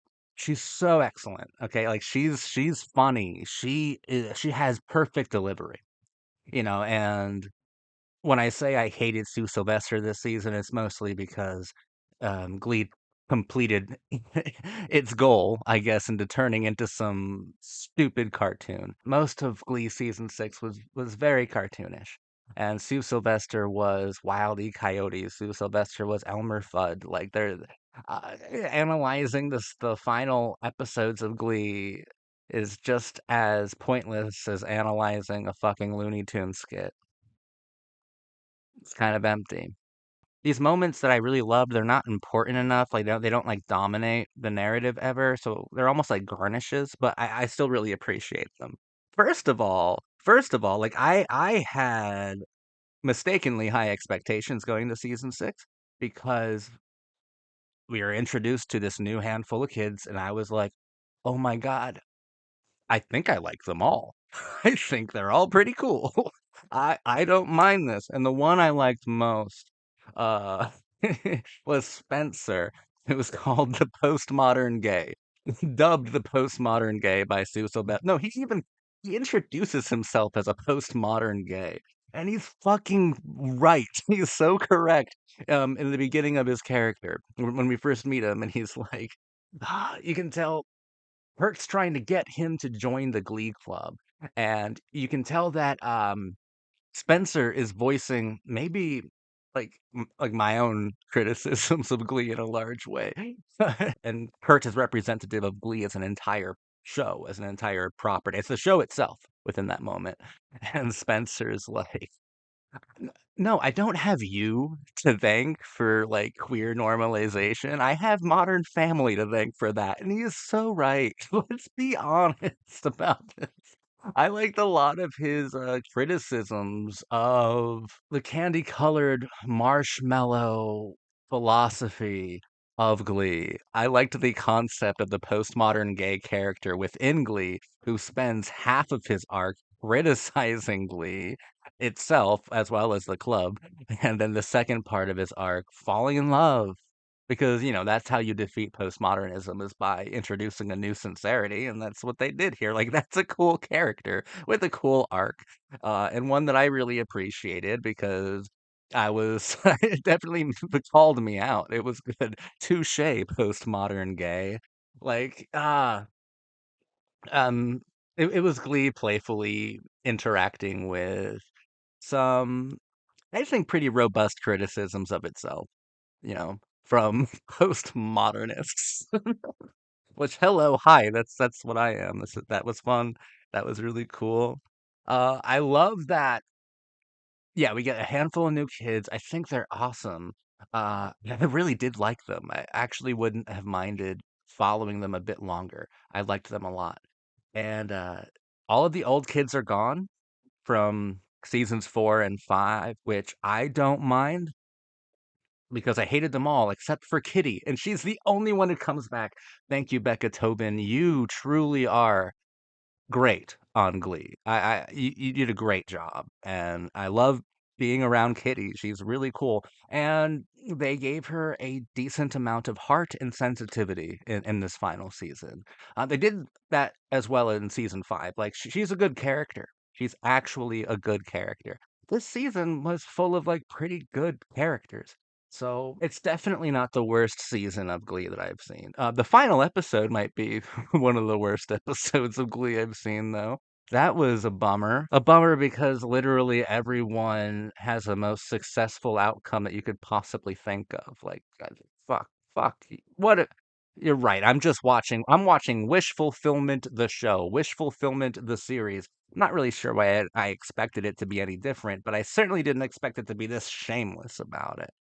Uh, but man, like big ideas of Glee season 6 were ultimately softened as the season continued. Like I said, I really liked the idea of Rachel Berry returning home and coaching this new set of kids with Kurt. I liked that concept a lot, and I like her competing with Will Schuester. I like that a lot. And I think we could have actually gone deeper and not painted Will as some weird kind of patron saint of the arts. I would have liked them to actually compete, and I would have preferred possibly a more antagonistic Will Schuester, or at least maybe Glee could recognize that the teenage experience is a very dynamic one, and even Will's understanding of teenagers by that point is outdated or something like that. Like, I wanted something. I wanted something to interact with there, but they didn't do anything with it. That could have been a really cool idea. Same with Blaine going back to Dalton. They hinted at doing very interesting things in the beginning when they refused to allow a woman to join their Glee club, but that was also dealt with kind of carelessly as well. I would have loved to see Blaine kind of rebel against, and he did rebel against it, but I would have actually loved to see that. I would have loved to see Blaine return, just like Rachel returned to her school and fought against Sue Sylvester for the colorful personalities of each of the kids under her watch, under her guidance, under her tutelage. Just like that, I would have loved to see Blaine return to Dalton and kind of go through a similar process, but this time like rebelling against the house that built Blaine. And that's like basically fucking Hogwarts, dude. Like that is and he is the teenage dream. That is a fantastical universe, Dalton Academy. It's fantasy. I would have loved to see Blaine rebel against fantasy itself. I would have loved to see the dream rebel against fantasy itself. Like that would have been fucking awesome. And it doesn't have to be as deep as I was just making it sound. I just wanted to see him shake things up at Dalton, but like the biggest cop out ever is just burning the school to the ground and forcing all the Dalton kids to become New Directions members. And so far as vocal adrenaline goes, yeah, I would have liked to see Will kind of lose himself this season within the competition. I would have liked vocal adrenaline not to be full of a bunch of mindless goons. Like Clint is the only one with lines. Like, what the fuck? I don't. It's meaningless. He spoke for the entire group. If you're doing, dude, just fuck, man. Like, I'm exasperated here. The first season dealt with this kind of metaphor for fascism or lack of personality, lack of freedom. Because Jesse St. James also spoke for the group of Vocal Adrenaline. Like he was like the figurehead that the group spoke through him, but they were kind of humanized by Shelby and by us getting to know Jesse a little bit more. Like there was still a humanity within the fascist element of Vocal Adrenaline within season 1. In season 6, they are not worth interacting with. Like I can't. There's nothing there. You know, like, I'm sorry, Will didn't make them interesting, and Will was a terrible teacher. He couldn't reach them, and he gave up on them. That's insane to me. How he's a great teacher when he gives up on like the first group of actually troubled kids, like kids who literally do not have a single sensitive or charitable bone in their body. Like those are the people who need you most, Will. Yeah, but go on, go run back to New Directions, that Rachel is doing perfectly fine coaching herself. Sorry, this I'm getting carried away. I didn't want to spend this video making fun of the 6th season, and I really don't want to touch on that finale. I Oh man, I wish I had filmed my reaction, my live reaction to watching the finale, the final episode of Glee. I mean, actually, the final 2 episodes of Glee had me so mad. So mad. I hated it. I liked the very last song. Very last song of the whole show. I liked seeing everybody come back, or basically everyone come back. And it was a good moment. And even though I didn't like a lot of the show, it worked. Got a little teary eyed in that last song of fuck. Because, like I said, I don't care if I like something. I've said this in previous Glee videos. I'm not really concerned about whether or not I love it. I like to be sort of empathetic when I'm watching these shows as well. And imagine what, even though I don't like it, what does this show mean to people who do really like it? And that's what almost made me cry in the last song that was performed on Glee. Because I was thinking about those kind of scared and lonely and sheltered different kids, queer kids, kids of all kinds who just felt a little bit like misfits. And in this show called Glee, which was easily accessible because it was on Fox, one of the primary major networks, they could see on prime time what I would call fantasy idealization, idealized forms of queerness, but what to them may seem like incredibly healthy or superheroic versions of queerness, of outsider archetypes. And maybe within them, these kids found the courage to not only be true with who they are, but to stand up for who they are and be vocal about it. Because Glee obviously is a show about being vocal. Being vocal is the act of singing. And I think that Glee is probably a pretty helpful show, all things considered. I think it did inspire a lot of kids to be vocal about who they love, about how they feel, and what they want. I think it is helpful. And in that last song, I was moved just thinking about how much the show meant to the Gleeks, to the people who really, really adored it. And yeah, that last song works. I was hoping to like season 6, but I personally didn't. I think that the first season is a masterpiece of television. I think every other season is pointless and doesn't need to exist. But that's also fine. I think that one of the greatest scenes in all of teen drama is within season 4. Go watch my season 4 analysis videos. It's one of the greatest scenes ever when Blaine performs Teenage Dream to Kurt at a bar in New York City. It's just that simple. It's one of the best scenes I've ever watched in a teen television show. And that's a great moment. There are interesting moments. There are interesting things to discuss, but you have to approach Glee differently. And I just don't like doing more heavy lifting analytically than the show itself is. But I I did have a unique experience with Glee. I don't regret that I did Glee. I think we talked about some important things, some things that are unique to Glee that we wouldn't have talked about within any other show.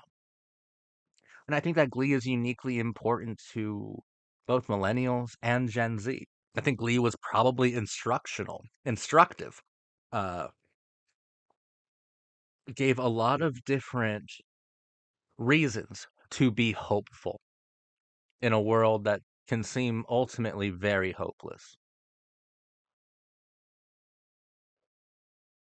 And sure, I wish we had something similar to it right now. I guess I'm ending this video series where I analyze Glee. I guess I'm ending it by saying I think Glee was.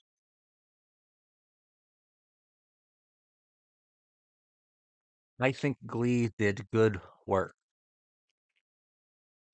I don't think it's a good television show, but I think that it inspired and it influenced misfit kids on the edge of oblivion, on the edge of being invisible forever, provided those kids with a spotlight, with characters to obsess over and crush on and live through. So I do think Glee did good work. Some shows, some art isn't just trying to be well designed or even well written. There are shows like Glee that are trying to be well received, well liked, and well, just an antidote to loneliness. Because I can imagine if you really love Glee and you were growing up with it specifically, you know that every week you'd be able you'd be able to hang out with your friends at McKinley.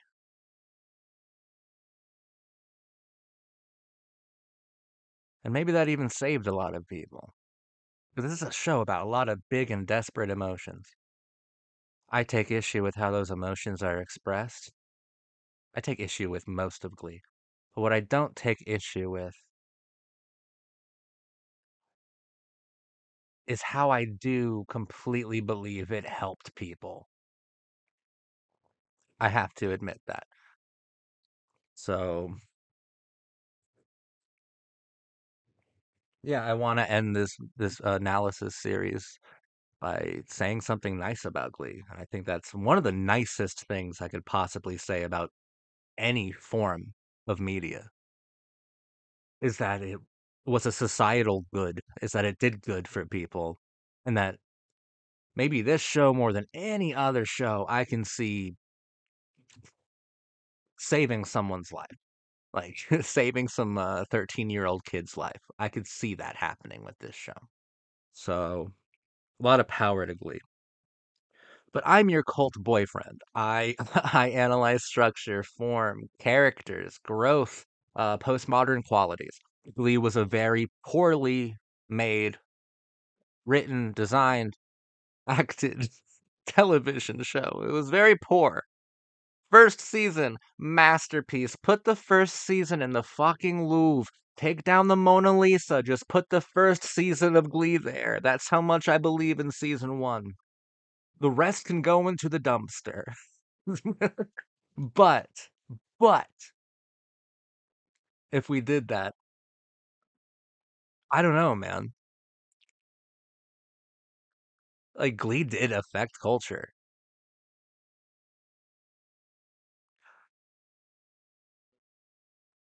Without Glee, we'd be looking at a pretty different kind of world. You might argue that we'd be in a better one, but I don't think so.